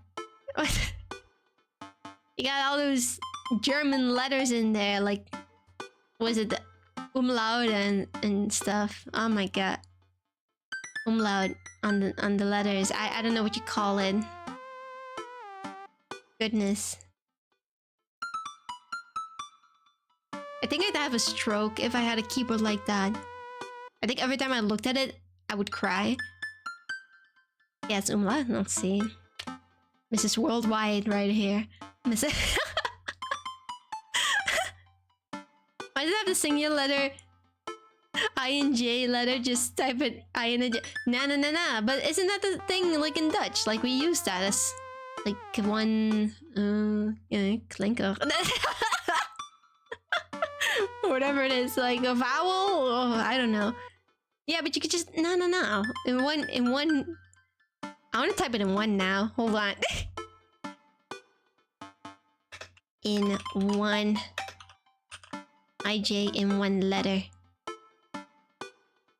I want to get it in one letter. Can I find it online? I want to copy it. I probably won't be able to type it.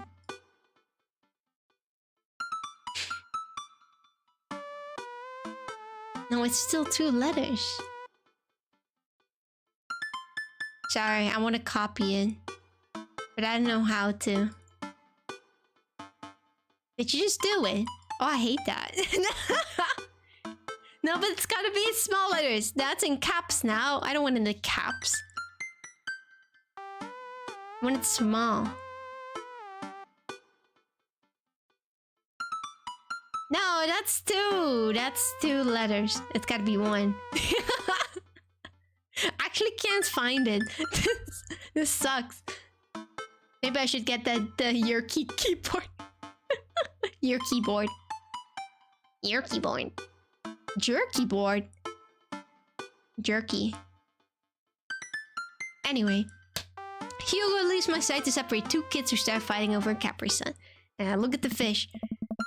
After a while, I look around and see Hugo again. He's gazing up at the aquarium in childlike wonder. Ripples in the water cast blue, moving shadows across his face. For someone surrounded by angry hormonal preteens, he looks completely peaceful. This is in one letter. Wait, is it? Oh my god, it is! Yes! Let's go! I love that. Wait, what's the actual difference between that one and the normal one? Like, is there an actual difference between the 2 of them? Is it just like a slightly bigger space in between them? Like, no, there's gotta be like at least some difference. Are they actually the same? That's pretty funny. That piece is just useless. One is 2 letters. Yeah, okay, I know that. But I like how besides that they're just the exact same. Like, it has no purpose to put them in 1 letter.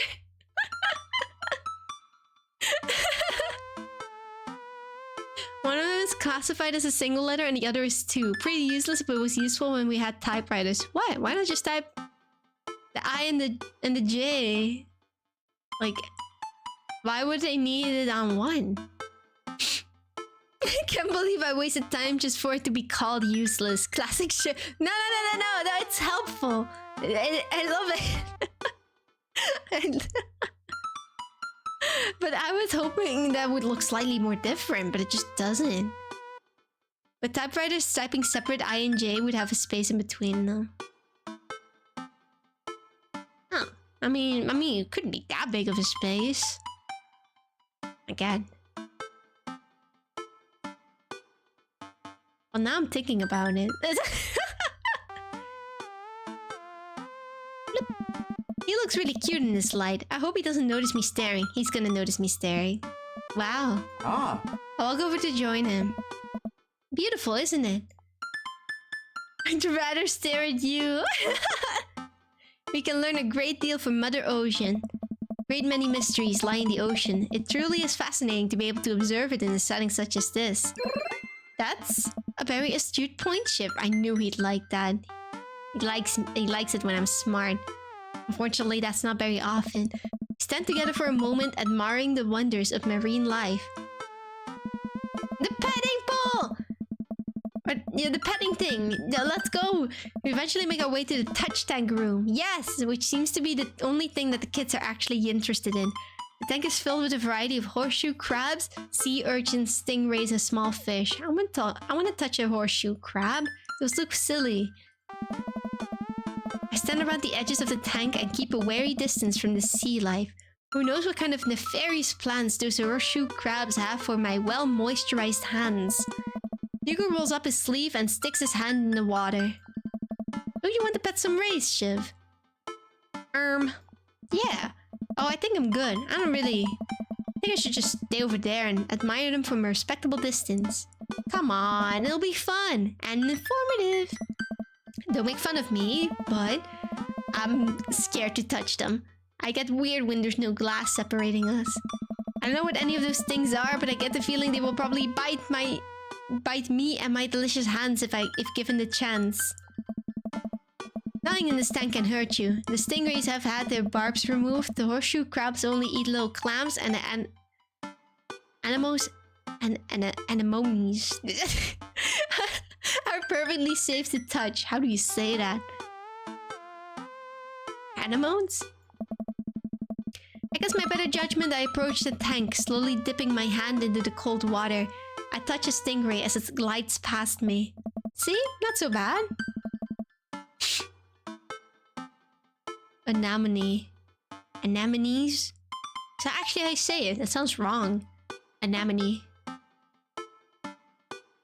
And like amenities. That's weird. It feels like fun slimy leather. Anemo dies. Anemone. An emo dies. I'm gonna say an emo dies. Things got a lot less scary when you learn more about them, right? I dive my hand back into the touch tank with a renewed vigor for ocean life. I poke at some urchins and feel the hand carapace of a horseshoe crab. My hand brushes against Hugo's as we reach for the same anemone. I pull away, blushing. Hugo smiles at me. Hey, you're supposed to be touching the fish. Oh, sorry, I just got a little carried away sometime. Wait, that girl over there looks suspicious. What is that? Oh. Our backpack's usually that wet. Hold on. She stole a fucking fish. Susan, get back here. Hugo runs after Mill's cooler and catches her before she can make it to the exit. Wanna tell me what's in the bag? Textbooks. Wanna tell me what's really in the bag? Susan won't budge. I walk over to Hugo and the girl. I think he might need a bad cop. Look, kid. I'm not afraid to hit a child. Tempting, but he won't like that. Look at his face. He's already judging me. What is that? What does this mean? That's an easy 5 to 10 in the clink. Oh, like prison. Maybe I'll just do we don't have time for games here. We don't have time for games here. Whatever it is, it goes back into the touch tank now. Nah, teacher, you can't tell me what to do. Oh. Yes, well, I am. Can you please put the bag down? Next time we won't say please. Susan glares at Hugo for a moment before dropping a book bag on the floor. It lands with a wet slap. We stare at it for a moment before it starts to move. Huh? Hugo leans down and unzips the backpack. A horseshoe crab frantically scuttles out and across the floor. An employee swoops in, scoops it up, and places it back into the tank. She gives us a disapproving look. Jesus, Susan, what was your plan? I was trying to free him. Don't blame her. What, you do the same? To where? Outside where he was gonna die? Susan, go back to your group. We'll discuss this later. Yeah, and hands where we can see him.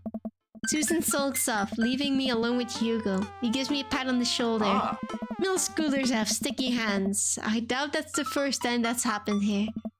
Or the last. In the next room, we see a variety of smaller tanks, sea urchins, tiny fish, and a rainbow of beautiful underwater plants. Plant life surrounds us. Yes. Yes! Look over here. Hugo points to some seahorses gathered at the... Hugo points to some seahorses. Bellinger. To some seahorses gathered at the bottom of a tank. One of them is in the middle of giving birth. Oh shit. That's actually the male seahorse. Sort of takes fatherhood to a new level, doesn't it? Hey kids, come check this out. There's a male seahorse giving birth. A low murmur from the students. They just jump back to their phones. I would want to watch that. Oh. Sorry, I'm just distracted by this fish in the background. I love how it's rendered. It's very beautiful. I like the coloring that's outside the lines. And the little eye. It's it's beautiful. It's beautiful. She's gonna steal the penguins. I just realized no one here will get the reference. Is that an old people reference? How do you deal with middle schooler when you're now legally allowed to strike them? You threaten them with detention. And then make them write like, I don't know, something. Nobody wants to write more than they gotta, besides their homework.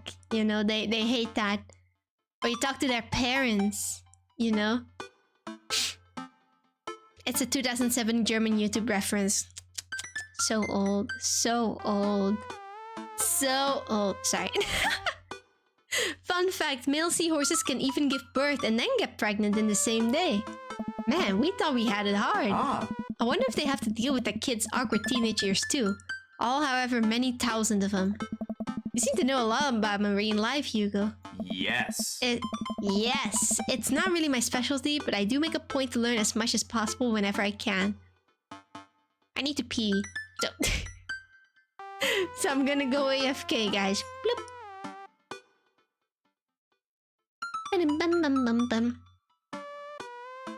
There we go. Wait. This honestly feels like the movie nights. Like halfway through, like the movie or stream, there's just gonna be a pee break. It's just been ingrained in me now.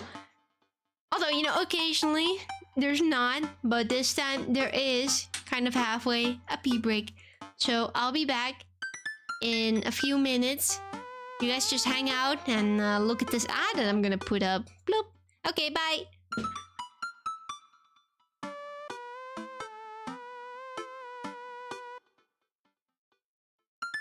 I nearly forgot my phone. There we go. Eat that. How else am I gonna watch my TikTok?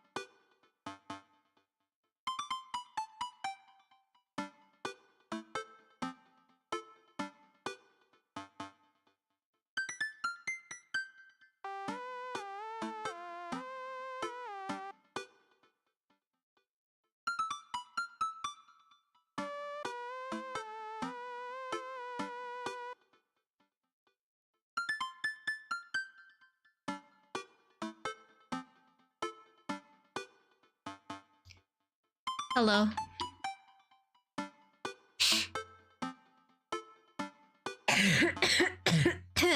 Oh my goodness. Guys, I have awful news. I lost my deodorant.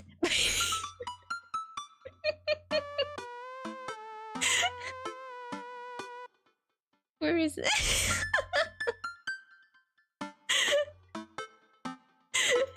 I can't find it. Tragic. How you lose that? I don't know. Thank you for the sippy. Thank you. I don't know where I left it. I'm gonna have to look for it later. My deodorant. No, I don't want to be a stinky gamer. Please.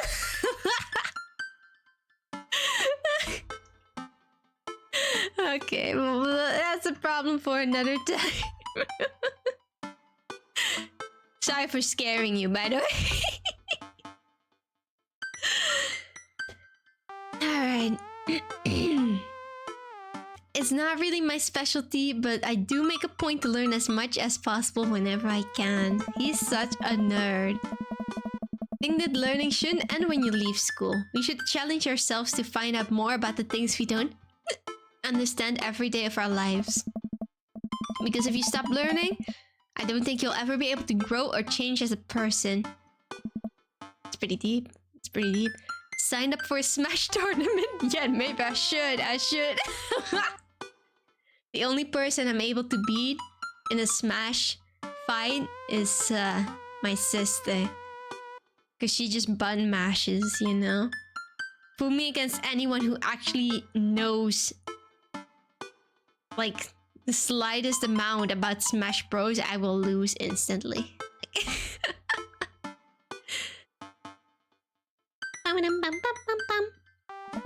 But I still don't trust the ocean.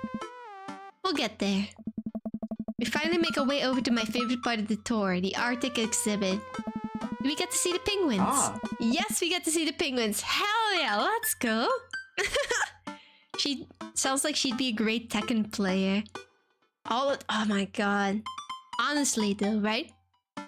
One time I had this one game which I think was like Tekken, if I'm thinking of the right game. What was it? I think it was a similar game, but it was with DC superheroes, I think. I don't remember what it was called exactly, but like I had that game and I played it with a friend of mine, and I was actually invested in that game. Like I was... was it Injustice?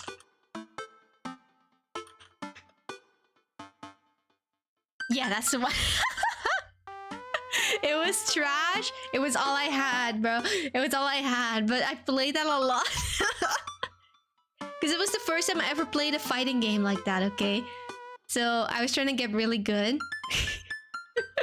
And I was trying to remember all the combos. Yeah, I think it was Injustice Gods Among Us. Among Us?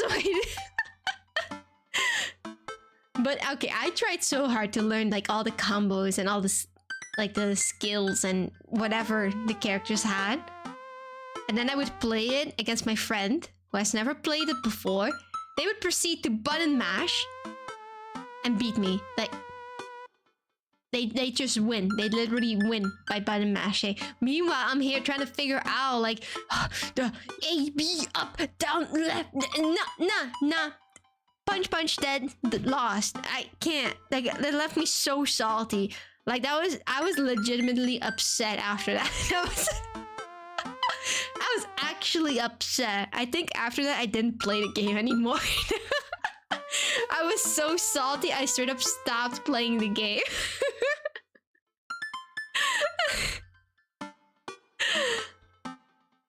Oh my goodness. Listen, I'll throw you advice by JDCR when he was teaching the newbies in the chat a little bit about Tekken. Alright, hit me with it. Don't tell me the button mashing is the key. I'll be upset. I'm gonna cry. He was talking about people who try to imitate high-level players without really understanding what they were doing. Then they go up against low-level players and lose. I feel called out. Shiv doing advanced linear algebra trying to play a fighting game. I was trying so hard. Okay, like, I really tried my best. And it just did not work out. It did not. Ugh. No. No. Because you don't really understand what you're doing against others who don't know what they're doing, you end up playing high level all by yourself. Yeah, but I thought like those combos, they're part of the game, you know? If you do that, you'll I don't know, do better, you'll hit harder, I don't know. It didn't work. No, just button mash and then you win. That's so unfair. At one point, right, she even had me like locked in a corner. She had me like stun locked for real. I could not do anything. I was just stun locked. It was so unfair. It was so unfair. I hated it. It's only a small part. Combos are the most deceiving part of fighting games. I can't believe this. But yes, the end. I never touch those games again. Anyway. I don't get why people like those games.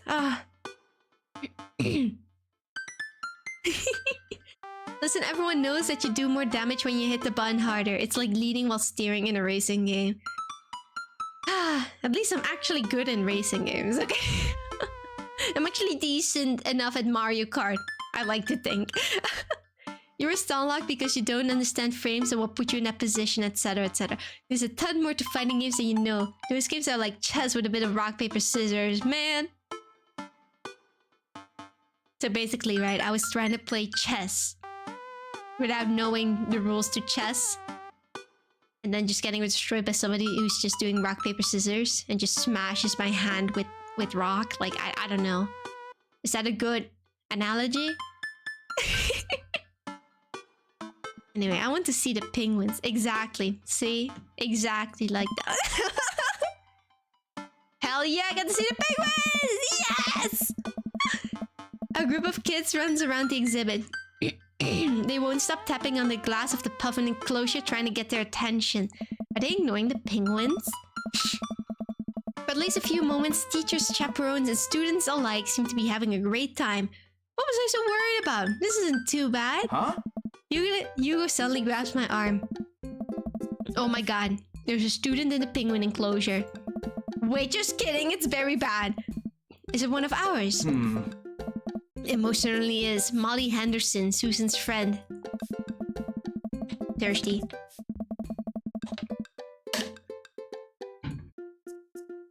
I look over to the penguins and see a determined-looking kid crouching behind a rock. She's hiding just out of sight of one of the employees. This sneaky little. Quick, count the penguins and make sure Susan didn't run away with one. Oh my god. My throat is being annoying today. Ain't no way they're actually stealing penguins. I cannot. How has none of the employees noticed this? How are they even able to get in there? If they can get in there, a penguin can get out of there. Remember that one time Benadryl Cumbersnatch couldn't pronounce penguin in the nature documentary? Wait, that happened? That's a thing. How would he pronounce it? Penguin. No. Penguin. Penguini. Oh, here it says, over on the side of the enclosure, I see the door to exhibit ajar. Was it unlocked this whole time? That is just on the employees. Penguins. I mean, it makes sense, right? They have little wing-looking things. Wing flippers. Oh my god, Shiv, you gotta watch that clip. It's hilarious. Oh my god, send it in the Discord. I'll check it when I remember to do so. We gotta stop it before the staff sees and bans our school for life. Hugo looks around. I'll create a distraction. Hugo runs towards the puffin exhibit and addresses the entire room. Everybody, I have an announcement. Oh no, he's nervous. The whole room turns towards Hugo. Here's a few facts I bet you didn't know about penguins. Everybody just stares at Hugo confused. Well, this is my shot. I run into an enclosure and I'm greeted by a cold blast of air. Psst, hey! The girl whips around to look at me. Her nose is pink from the cold. Can't be in here. Neither can you. I try to walk over to the girl, but the ground is so icy I just end up slipping. I catch myself before I hit the ground, but the girl still laughs at me. Contrary to popular belief, penguins are birds. Birds are traditionally known to fly, but penguins cannot.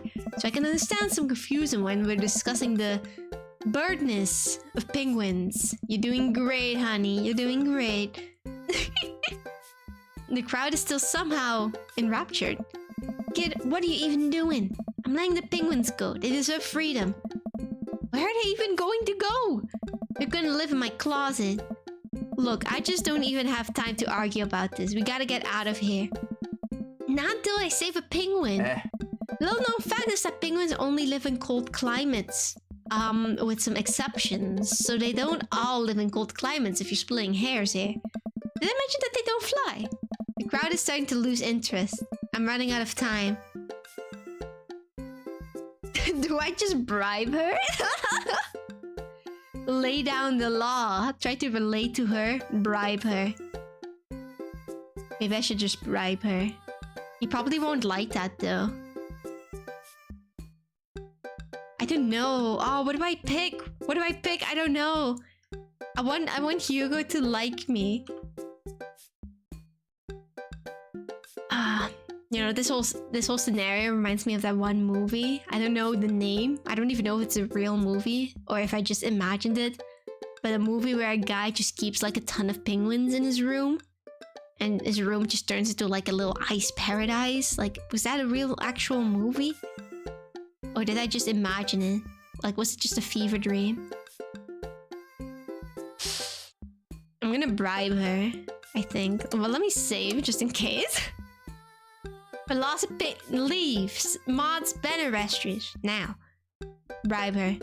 I will give you $20 right now if you leave with me. Molly thinks for a second. Okay, well, give it to me right now. I reach into my pocket to pull out everything I have, examining each bill.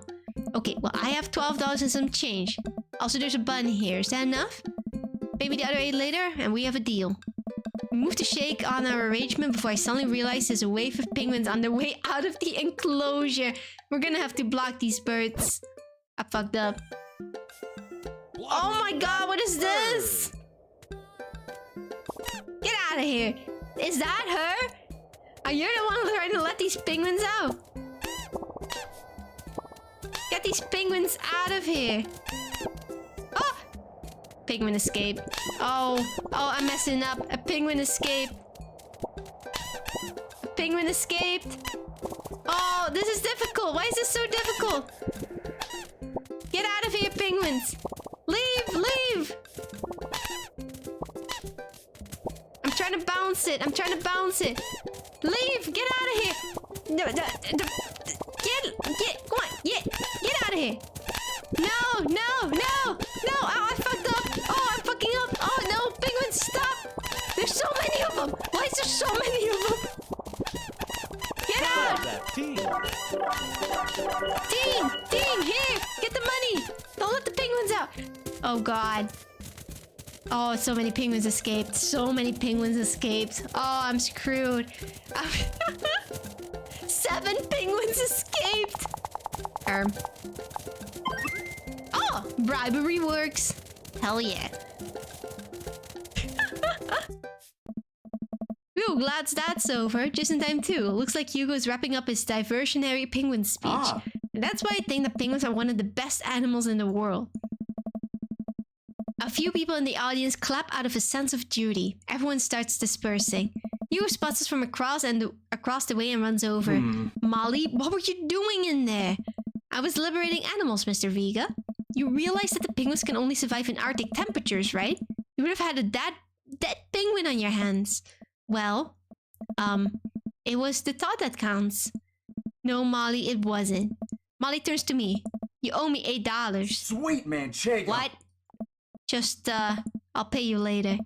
Molly runs off towards Susan. I suppose so that they can compare animal teeth notes. You're not off the hook, Molly. Oh. Shiv, did you just bribe a child? I bribed a child. I don't know what she's talking about. You can't play by the rules when there's penguins on the line. Listen, man, we've all done dark things in our lives. I'm not the young, bright-eyed youth I used to be. That person believed in a world where you wouldn't have to bribe children to save a penguin. The me today knows different. I only wish I could go back. Let's just get through the day and get out of here. Okay, well, he didn't hate it. The day finally coming to a close, the whole field trip is ushered through the gift shop, and we make our way back out to the school buses.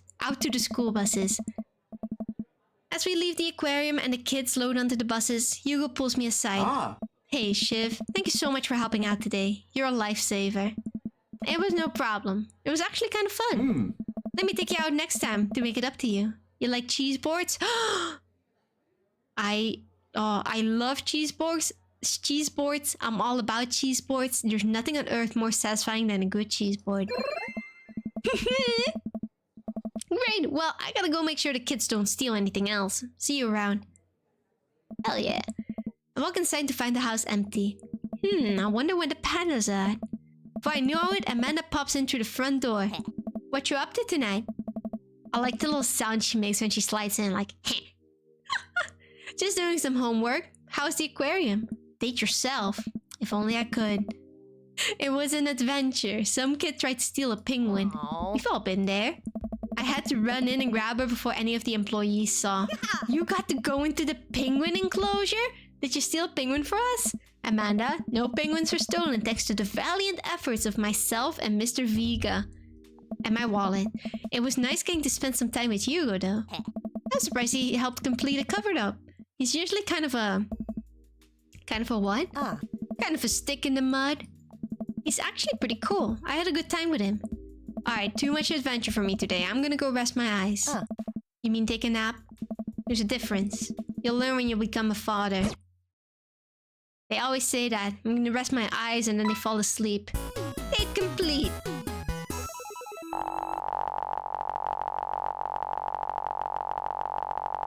Look at that. Looks like Paradise Lost just got found. What? Welcome. You've got dads. Okay, I want to check how many hearts I have with these. Okay, I've got 1 heart here. 1 heart there. 1 heart there. For some reason, I have 2 hearts with Robert. No hearts for Damien. We gotta date Damien. We gotta go on a date with him. And 1 heart for Joseph. Why do we have the most with Robert? This is awful. Who is this? Shiv, listen, this is you from the past. DB. I don't know who that is. I want to go on a date with Damien. Oh, does it have dad points and daddy points separately? Oh, you know why? You know why? Damien! You. How do you do? I finally decided to join this information superhighway. I'm not entirely sure how this works, but I will try my best to understand. I love long strolls through graveyards and spending time with my son. If you... We had a kid. Oh my god, I forgot. If you would ever like to chat about the latest in Victorian fashion, the inevitability of our own demise, or black cats... Cats! Please send me a letter.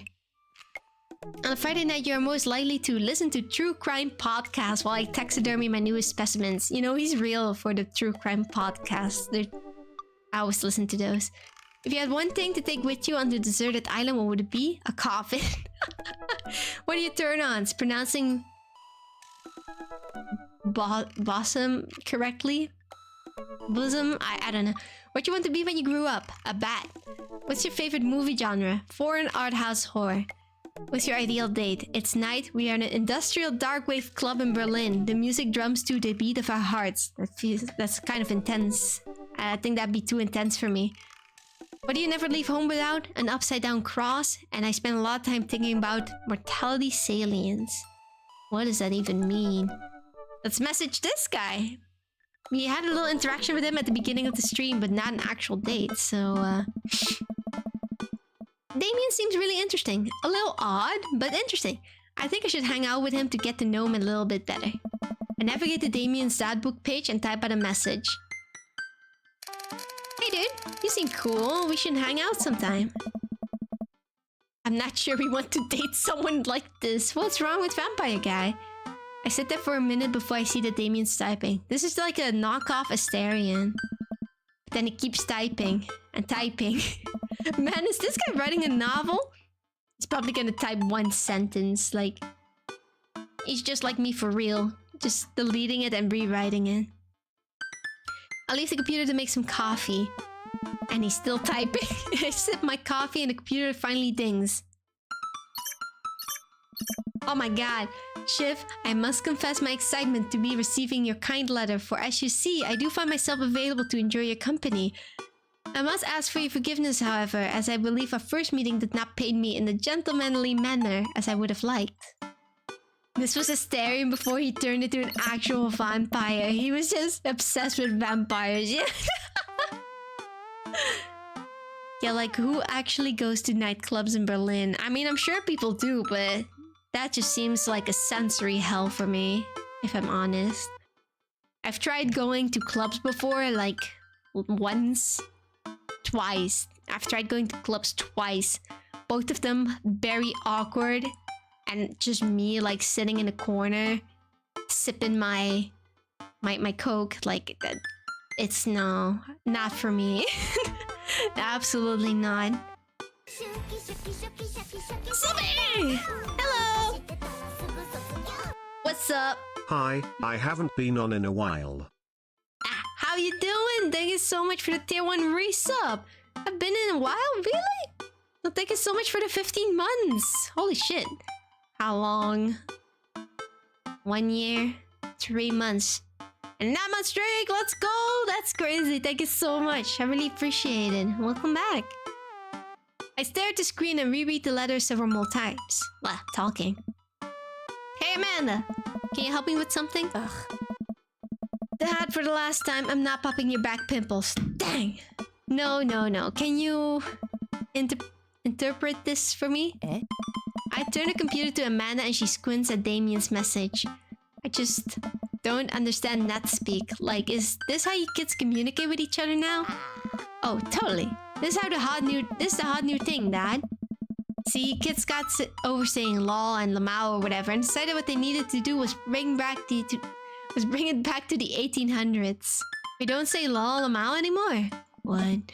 So what do I do? Where's your pen and quill? What? Yeah. Did you forget to unpack the pen and quill? Dad, how will we address the nobleman in regards to your upcoming debut ball? Okay, now I know you're messing with me. Father, without a proper chaperone, you'll never end up with a suitor worthy of our land.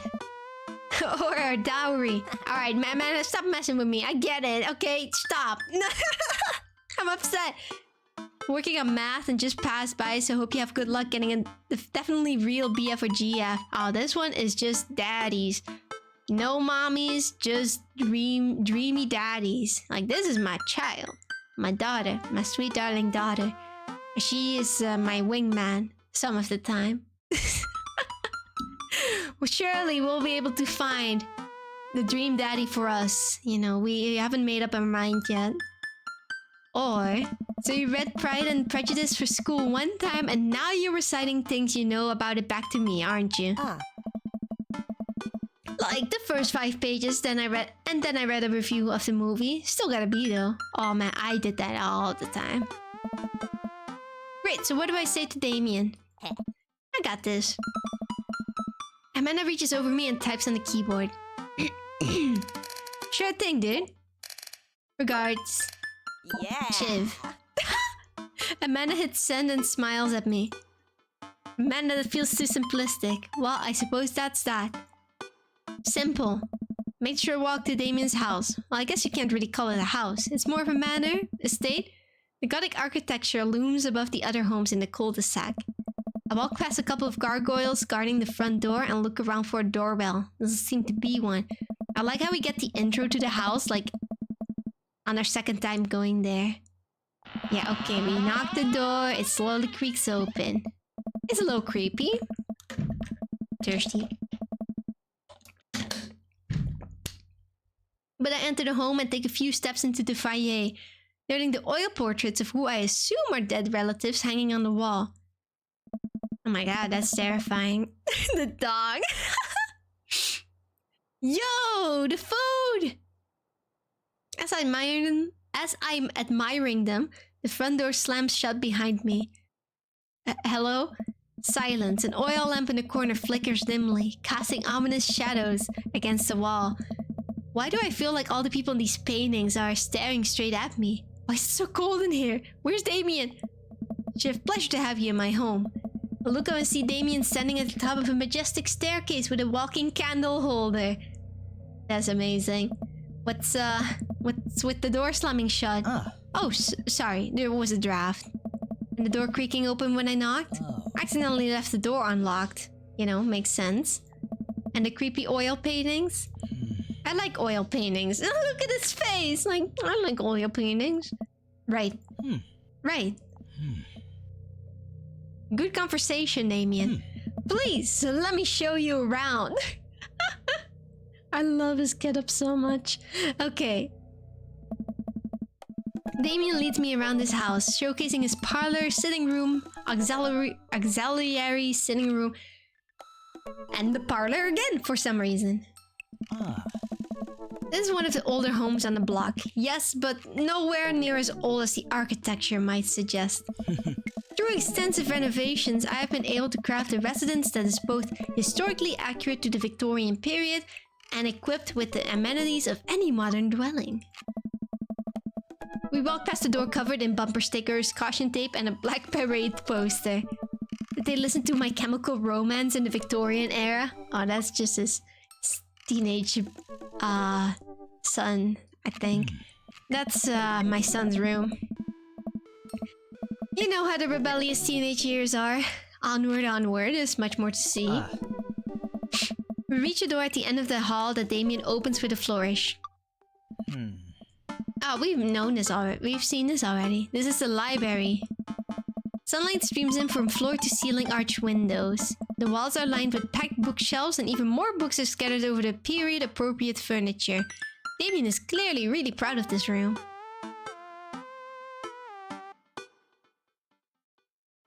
Look at the butterflies. He likes those. Oh, he likes it a little. Okay, we've already seen these bugs, so I'm kind of gonna skip through this. Look at the window. Good view! Nice view of the backyard. It showcases a beautiful view of the rest of the cul-de-sac. Hey, you can see Craig on his lawn. He's doing push-ups with his daughters on his back. Damn.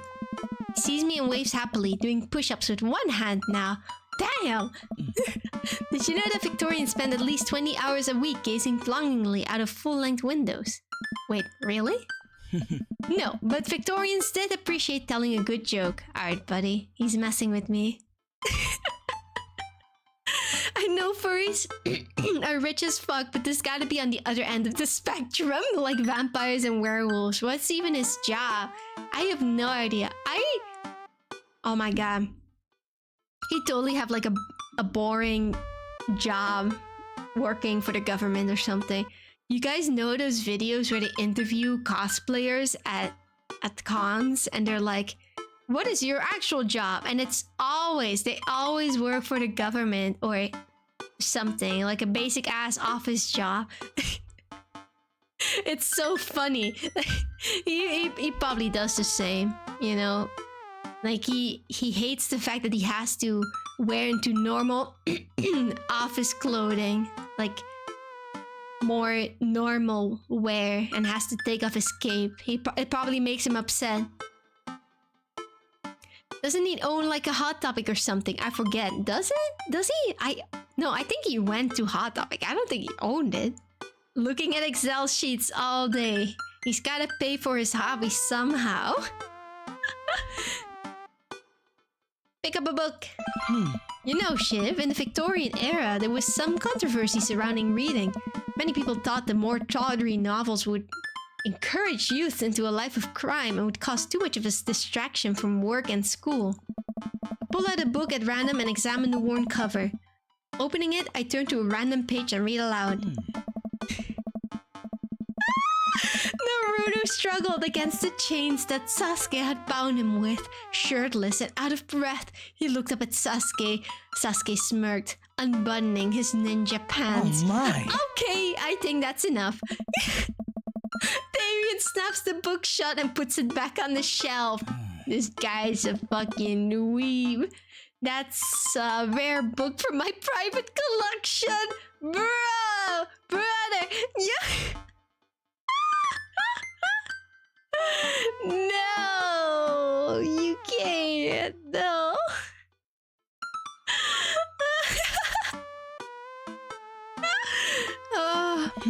Please, will you join me for tea?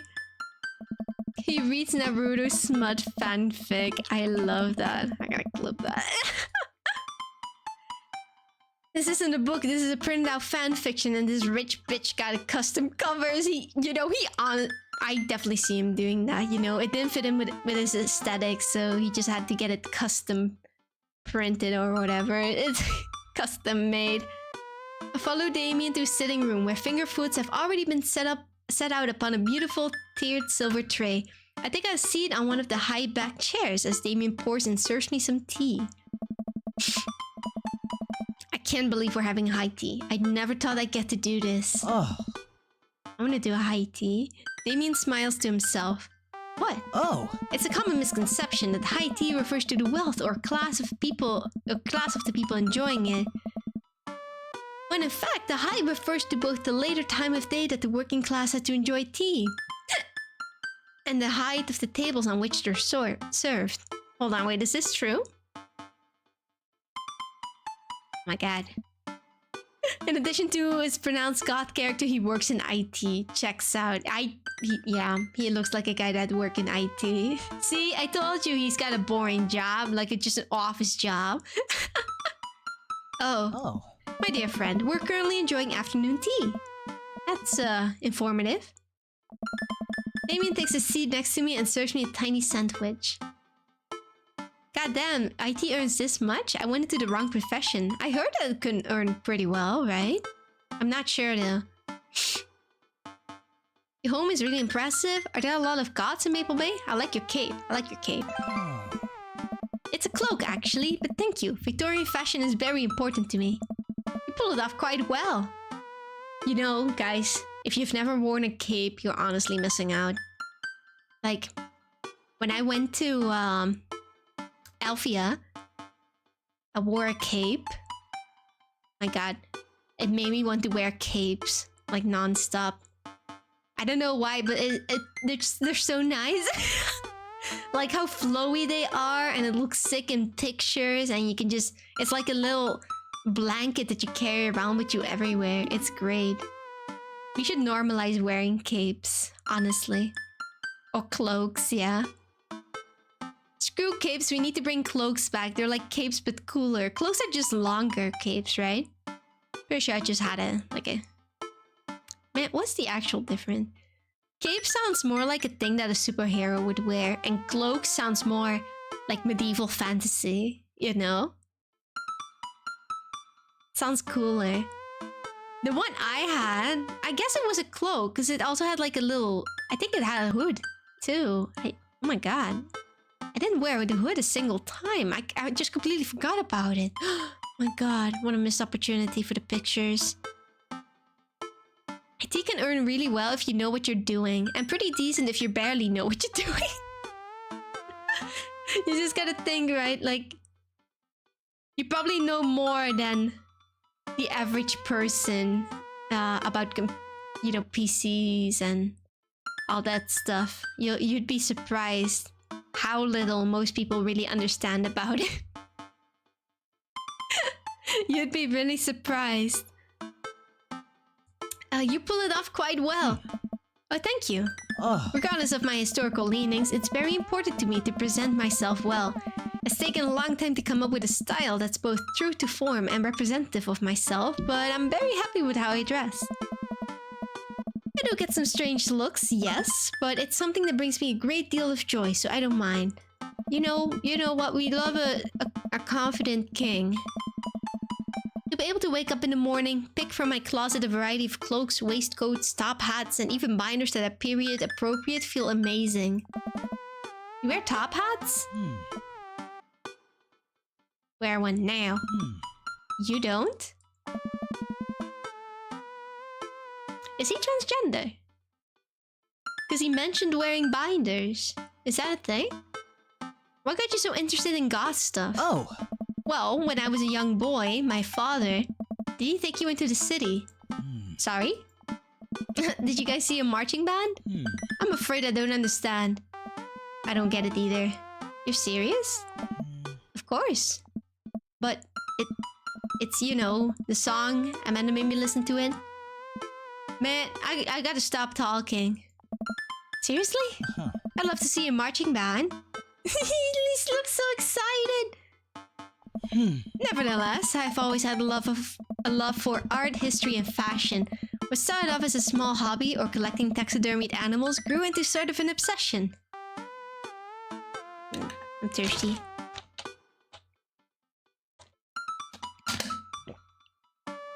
It's a privilege to be able to appreciate the lives and culture of those who came before us, I think. Am I the only one who watches like those videos of people taxidermying animals? And like at first it just looks like a dang amalgamation, like a terrifying creature, but then the more it goes on, the more they work on it, the more realistic it looks, and then it's like, oh my god, it's like the animal's actually there. Like, I love that. Though it is sad that the animal died, but at least they can look as majestic in death as they did in life. It's a Welcome to the Black Parade reference, the most famous song by Chemical Romance. But I don't know it. I don't know it, I'm sorry. Why not go all the way? I like not dying when I catch a cold. He takes a sip of tea. I can acknowledge that there were many very terrible things about the Victorian era. And to try to live a life that strictly aligns with those ideals would be admittedly horrid.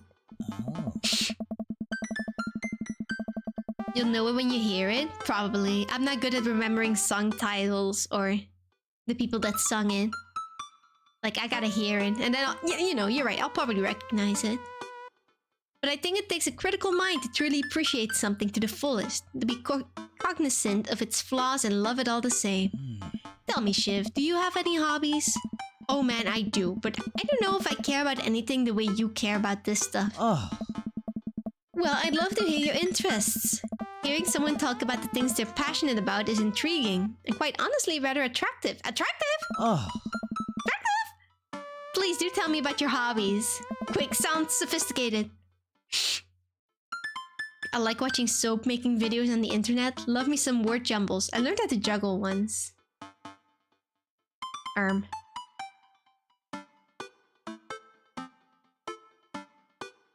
I love me some word jumbles. The written word fascinates me. We spend so much time using words, you know, and I think people would appreciate them more if they had to unjumble them. It's poetic, really. Oh, so you're a writer? In a sense. As in, I write words. We finish our tea and finger sandwiches. Come, I have one more thing to show you. What the hell? Bro got a whole ass majestic garden, like...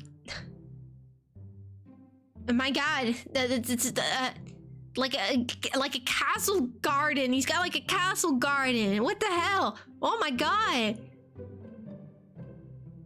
Jesus, what? That's insane. Damien takes me around the back of his home where a variety of flowers flourish in beautifully landscaped rows. A small stone path weaves through it and butterflies flit lazily through the air. What the fuck, does he work in IT? Are you still surprised that he has money for this stuff? Oh my goodness, my garden. It's beautiful.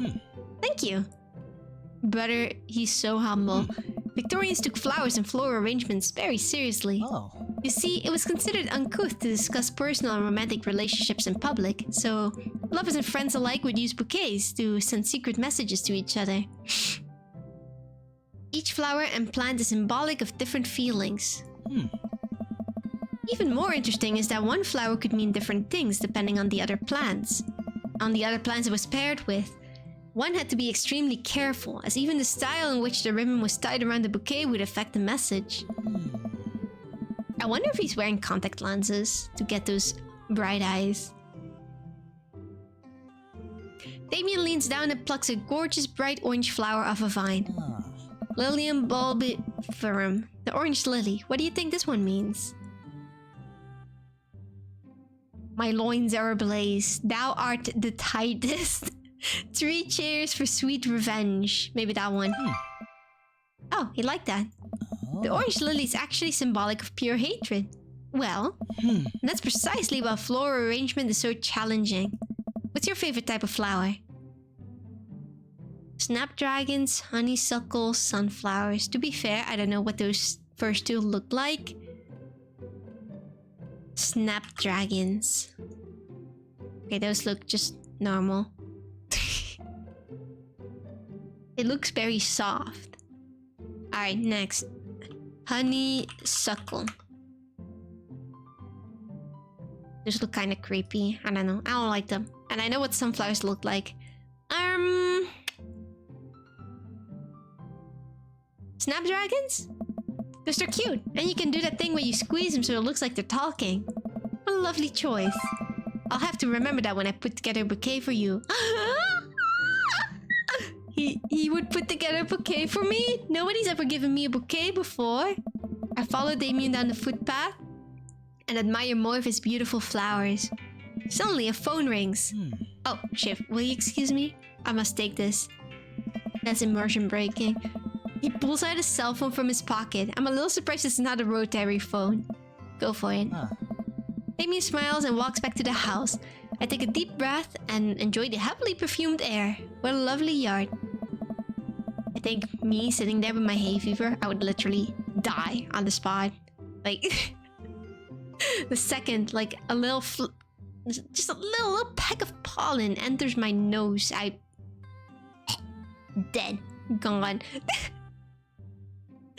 But those gardens are so pretty though. I always love those wild gardens with like tons of big plants and big flowers, you know? But I don't think I could survive in that type of environment outside. But to be fair, you know, clean, nicely mowed gardens also have something. I like how neat they are. I like gardens. Just gardens in general. This makes me wish I had put a little more effort into that garden Amanda and I tried to start one time. Our watermelons grew to the size of a cherry tomato and then immediately died. You can grow watermelons? In this climate? Oh hey, a gargoyle. Oh no, I knocked over the gargoyle. Oh, I messed up. Oh, I fucked up. I fucked up. Oh god. Wait, this is the head. This is the body, right? Okay, okay. Goal! Fixed! Gargoyles fixed. Took me 39 seconds. Oh, legendary! I'm huge. Oh my god. Wait, I'm huge? I just meant, whatever. Yeah, I'm huge. I'm massive. I'm great. Yo, that was a close one. Uh-oh, here comes Damien. He looks upset. Shiv, my sincerest apologies to have kept you waiting. There's an urgent matter I must attend to, so I'm afraid I must take my leave. No problem, dude. Everything alright? Damien worries the hem of his coat with his fingers and looks away. I like his little pouty face. It's cute. Everything's perfectly fine, but it's Lucian. What's wrong? He appears to have... Well, his teacher needs me to come to school post-haste. You need help? Oh, no, you don't have to. Let me come with you. Us dads gotta stick together. You're right. This is one of Lucian's more elaborate stunts. I would greatly treasure having another parent by my side. Let's go! Alright, what does Skid do? Damien and I walk into the school and are immediately greeted by an anxious-looking Hugo. Hey Damien, you're here in record time. I wouldn't miss it for the world, dear friend. Wow, whatever it is, it doesn't seem like this is Hugo and Damien's first time to the My Kids Are in Trouble rodeo. Huh. What is it this time? Oh. This, Damien, you have to see to believe. What happened? Oh no, Damien and I fall into step behind Hugo, who leads us through the busy corridors of the school. We pass by several classes in session, and I vaguely wonder if Amanda's around. Hugo eventually ushers us into a small boiler room with a flight of rickety stairs leading down into darkness. Watch your step. I can hear faint voices drifting up from the basement, and they don't sound happy. As I'm led into the depths of the school, I recall the antics I got into as an angsty middle schooler. At least I had enough sense to stay out of creepy basements. Oh god, here they are. The troublemakers. Oh god. We find another teacher in the boiler room tucked away in the back of the basement. With him are Lucien and Ernest, Hugo's son. Lucien has a bloody nose. Thanks for coming. I can't make heads or tails with this. I'll look around the scene of the crime and see a bunch of bricks and some masonry tools scattered around. Huh. What happened here? Ernest punched me. Lucien tried to kill me. What? Damn. The room falls silent. I was not trying to kill you, dumbass. I was just trying to build a brick wall around you and see what would happen. You promised me there was wine down here. You tricked me. Whoa. Wait a second. Lucien, did you try to cask of Amontillado, Ernest? I'm neither confirming nor denying that. The heck? I turned to Damien and whispered to him. What's cask of Amontillado? Huh. It's a classic Edgar Allan Poe short story when a man gets his enemy drunk, lures him down to his cellar with the promise of wine of a fine vintage, and then buries him alive behind a brick wall. Oh. How do you even build a brick wall that quickly? Emo boy certified insane. Like, these two kids, like both of them are insane. Oh my goodness. It's a lovely story. So wait, Lucien, you tried to do that to him? I was curious to see how it would turn out. I wasn't actually gonna leave him there. What was the thought process here? That Ernest was just going to sit still while you slowly build a tomb around him? Well, it worked for like 20 minutes because he's an idiot, but then he realized I had lied about the wine. And you were cackling maniacally. That sort of tipped me off. So if he wasn't laughing, he'd just stay there. Ernest, 20 minutes? Dad. Sweet Manchego. Sweet Manchego. It took you 20 minutes? Son, we just did an entire 2-week unit on the Castle of Amontillado, and it took you 20 minutes to realize Lucien was leading you into an elaborate ruse. Did you even read the story? No. I would have broken his nose as well if he tried to brick wall me. I would have just, like, kicked the brick wall down. It would be very satisfying, I think. But I wouldn't break a nose for that. And I mean, they probably got their phone with them, right? Like, if you do get stuck, call the police. I read the first 5 pages and then read a review of the movie. Sweet Manchego. It's only 5 pages long and there is no movie. Yeah, you're right. I paid Lucien to read it for me. I don't know. Actually, he didn't even pay me, so when you think about it, this was me teaching him a lesson. Damien and Hugo both have their heads in the sand. You guys are always telling me to engage in the literature, and I did. I don't see a problem here. Alright, I'm filling this under what the hell, don't do whatever that was again. You two are both suspended for a week. Ernest and Lucien high five. Oh boy, the teacher starts to stomp up the stairs. They see it as a reward, like, yeah, no school for a week, let's fucking go. Look, smiling, the bastard. They're so smug about it. Hugo, I'll cover your class. Take your son home. Mr. Bloodmarch, you too. Thank you for your mediation. We all head up the stairs and out of the school in a tense silence. Lucien, Damien, and I all pile into my car and begin to drive home. Lucien immediately puts his hood up and stares out of the window angrily. I'm not going to therapy again. I know, son. It's entirely up to you whether you want to or not. But I care about you, and I can see that you're struggling. So if you do decide that you would like to speak to a professional about your feelings, we can do that too. Maybe you can spend this next week looking for a summer job, hmm? I know how much you want your own car. Can't believe Damien's keeping his cool. I'm impressed. Oh, look at him. Fine. Thanks for not freaking out too hard. Oh. I love you, son. Lucien continues staring out of the window. It's kind of cute. Looks like they just have a nice relationship, but he's just a bit of an angsty teenager, you know? Love you too. We spent the rest of the drive in relative silence. The moment we pull into the driveway, Lucien hops out the car, slams the door, and runs inside. Oh. I didn't expect to have that conversation in front of you. He and I have a lot we need to work on. It's alright. And all things considered, Lucien's bricklaying was pretty good, so there's your silver lining. There's that, yes. He's probably just going through a phase. I really admire how you handled that. Does this kind of thing happen a lot? I really admire how you handled that. You were a lot more diplomatic with him than I would have been. I just want what's best for him, and I don't think yelling at him would do either of us any favors. It rarely does. You're a good dad. See you around soon. Oh. It will be my honor and my pleasure. You like that, John? Damien bows with a flourish. Classy. Come home to find Amanda curled up on the couch with a blanket watching TV. I plop down next to her.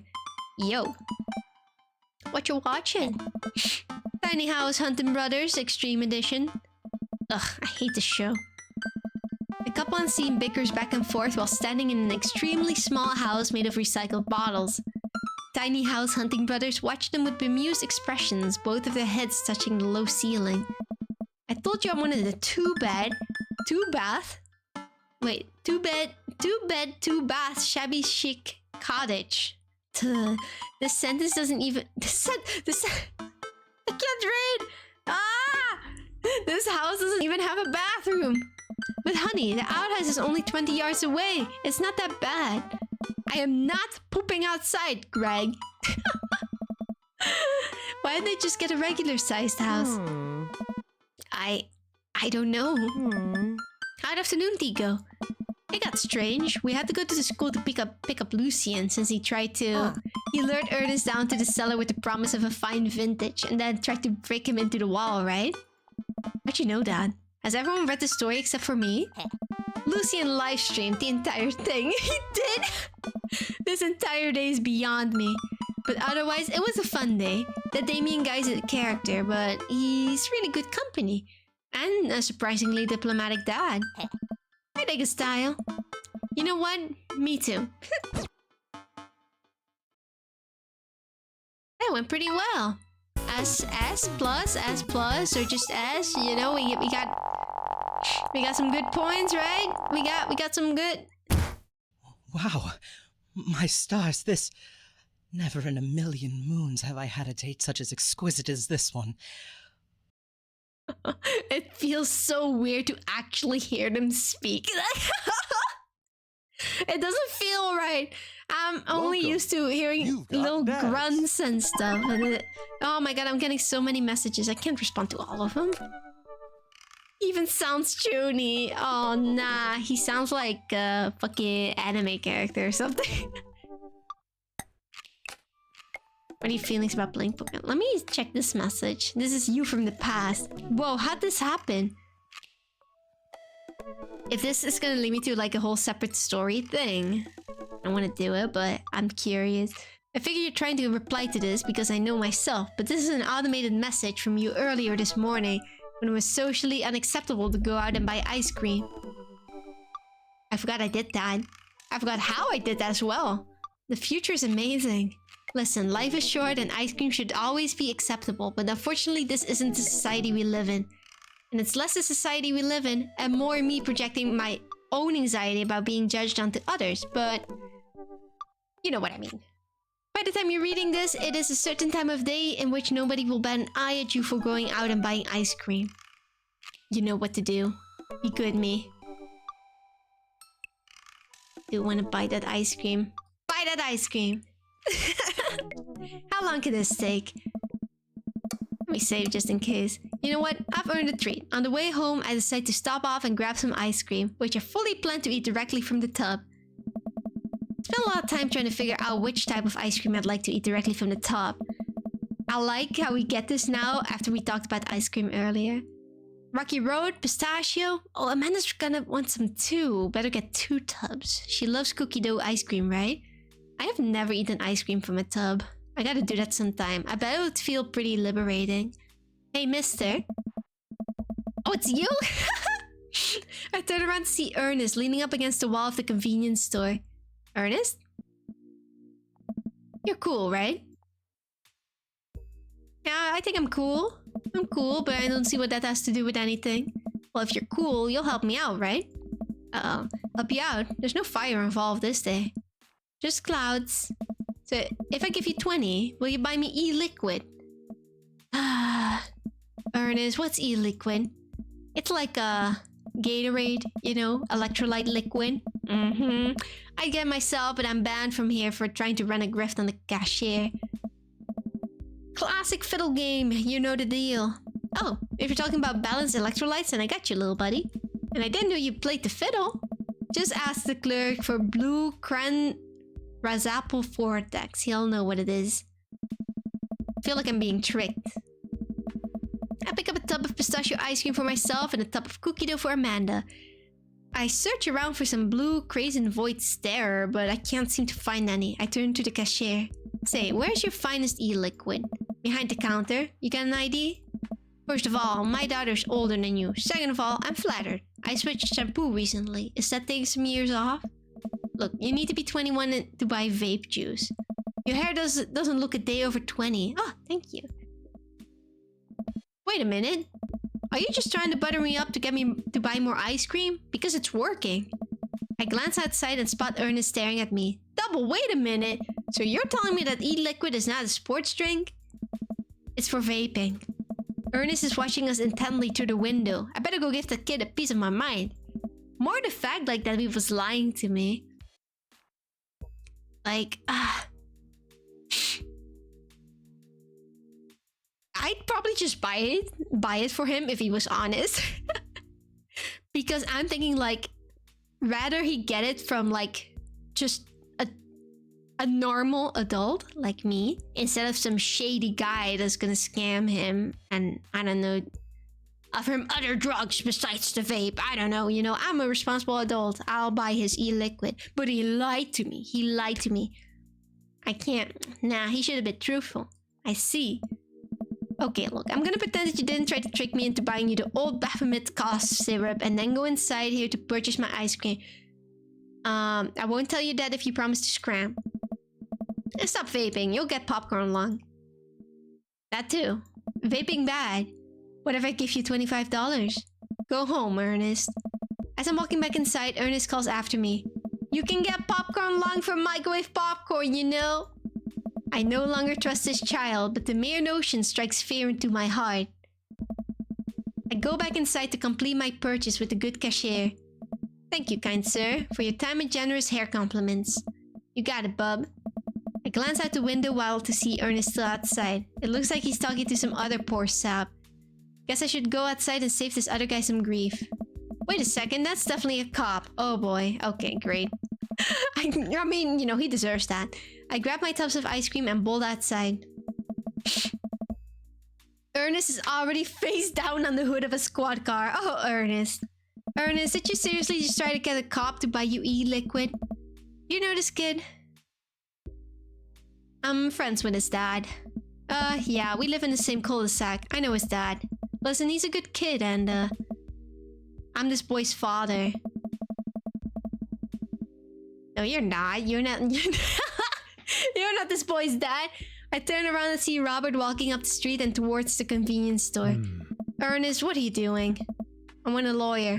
First of all, good first instinct. Remember that you're not required to answer any questions from a police officer without a lawyer present.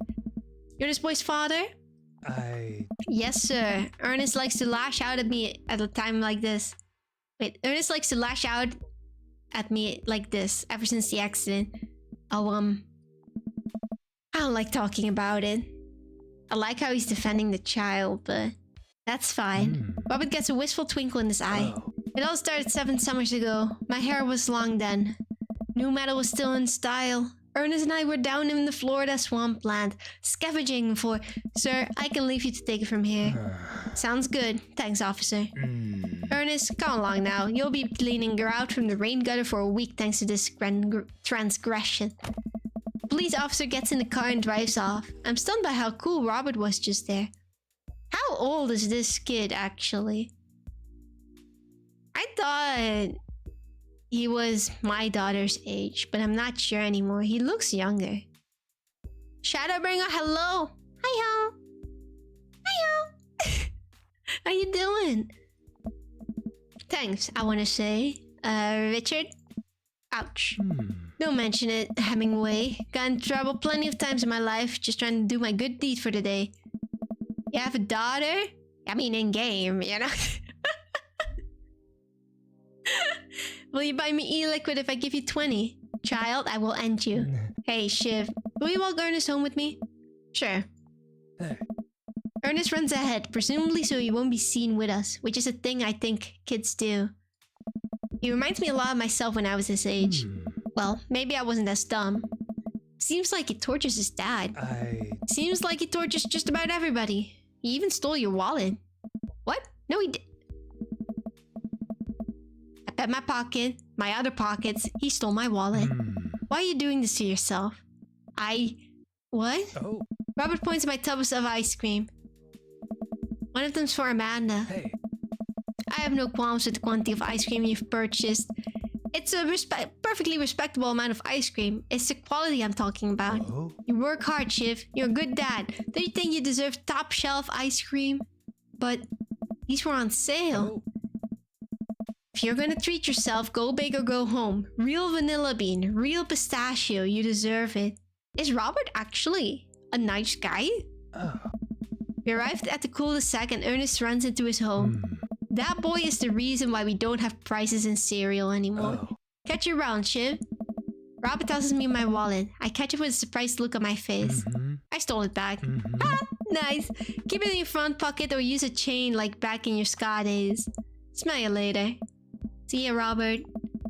Go back inside my home, ready to spend the rest of the night with 2 tubs of ice cream and also Amanda.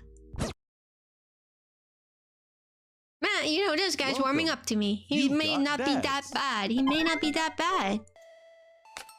Shiv, what are your feelings about... I've read this message like 3 times now and I keep clicking it.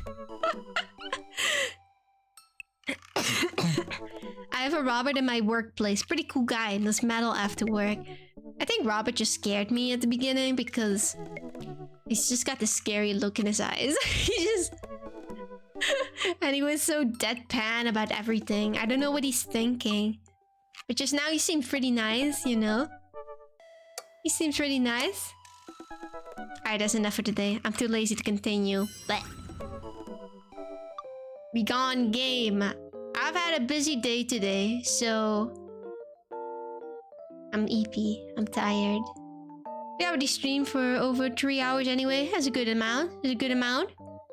Alright, where am I gonna throw you guys to? Get rid of y'all. Where, oh where should I send you guys to? Okay, wait, this one's pretty good. Do you guys want to watch Eurovision? I'll send you guys to someone who's watching Eurovision. No good rest of the night. Thank you. Thank you. Oh god, no, it's too late. Oh god, what did I do? Oh, whoops. Oh my god, I made all my screens small suddenly. Nope, too bad. Anyway, if there's any new people here, feel free to check out my socials or my Discord. I'm everywhere. Discord is fun. You know, do whatever you want. I'm gonna send you guys to someone watching the Eurovision semi-finals. Alright? You have fun with that. I actually don't really watch Eurovision, like, at all. So I'm also just a bit curious as to what's going on. I don't think I've ever watched it. And I know everybody's obsessed with it, so I feel bad for never watching it. There we go, there we go. Alright. Anyway, you guys, I hope you enjoyed the stream and us dating the dads. We really have to decide who we're gonna date now, okay? We really have to decide. Also, be sure to copy the raid messages. If you're not subscribed, copy the message with the hearts. Be sure to share our love with Yuna and our love for Eurovision, right? That's and I'll see you guys on Friday for Lisa the Painful. Is that what it's called? Well, and I'll continue with Dream Daddy next week, Tuesday. I want to make some proper progress, okay? We're gonna actually figure out who we're gonna date. I'm gonna date them, alright? Like, we've been fine sampling the dads for too much now. We gotta make a choice. We gotta make a choice.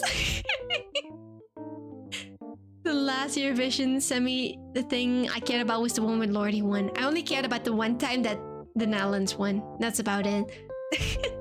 Date yourself. I can't do that. Anyway, I'll see you guys on Friday or in the Discord server. Thank you guys so much for dropping by, and I hope you have a good day and a good rest of night. And thank you again for joining and everything. I love you.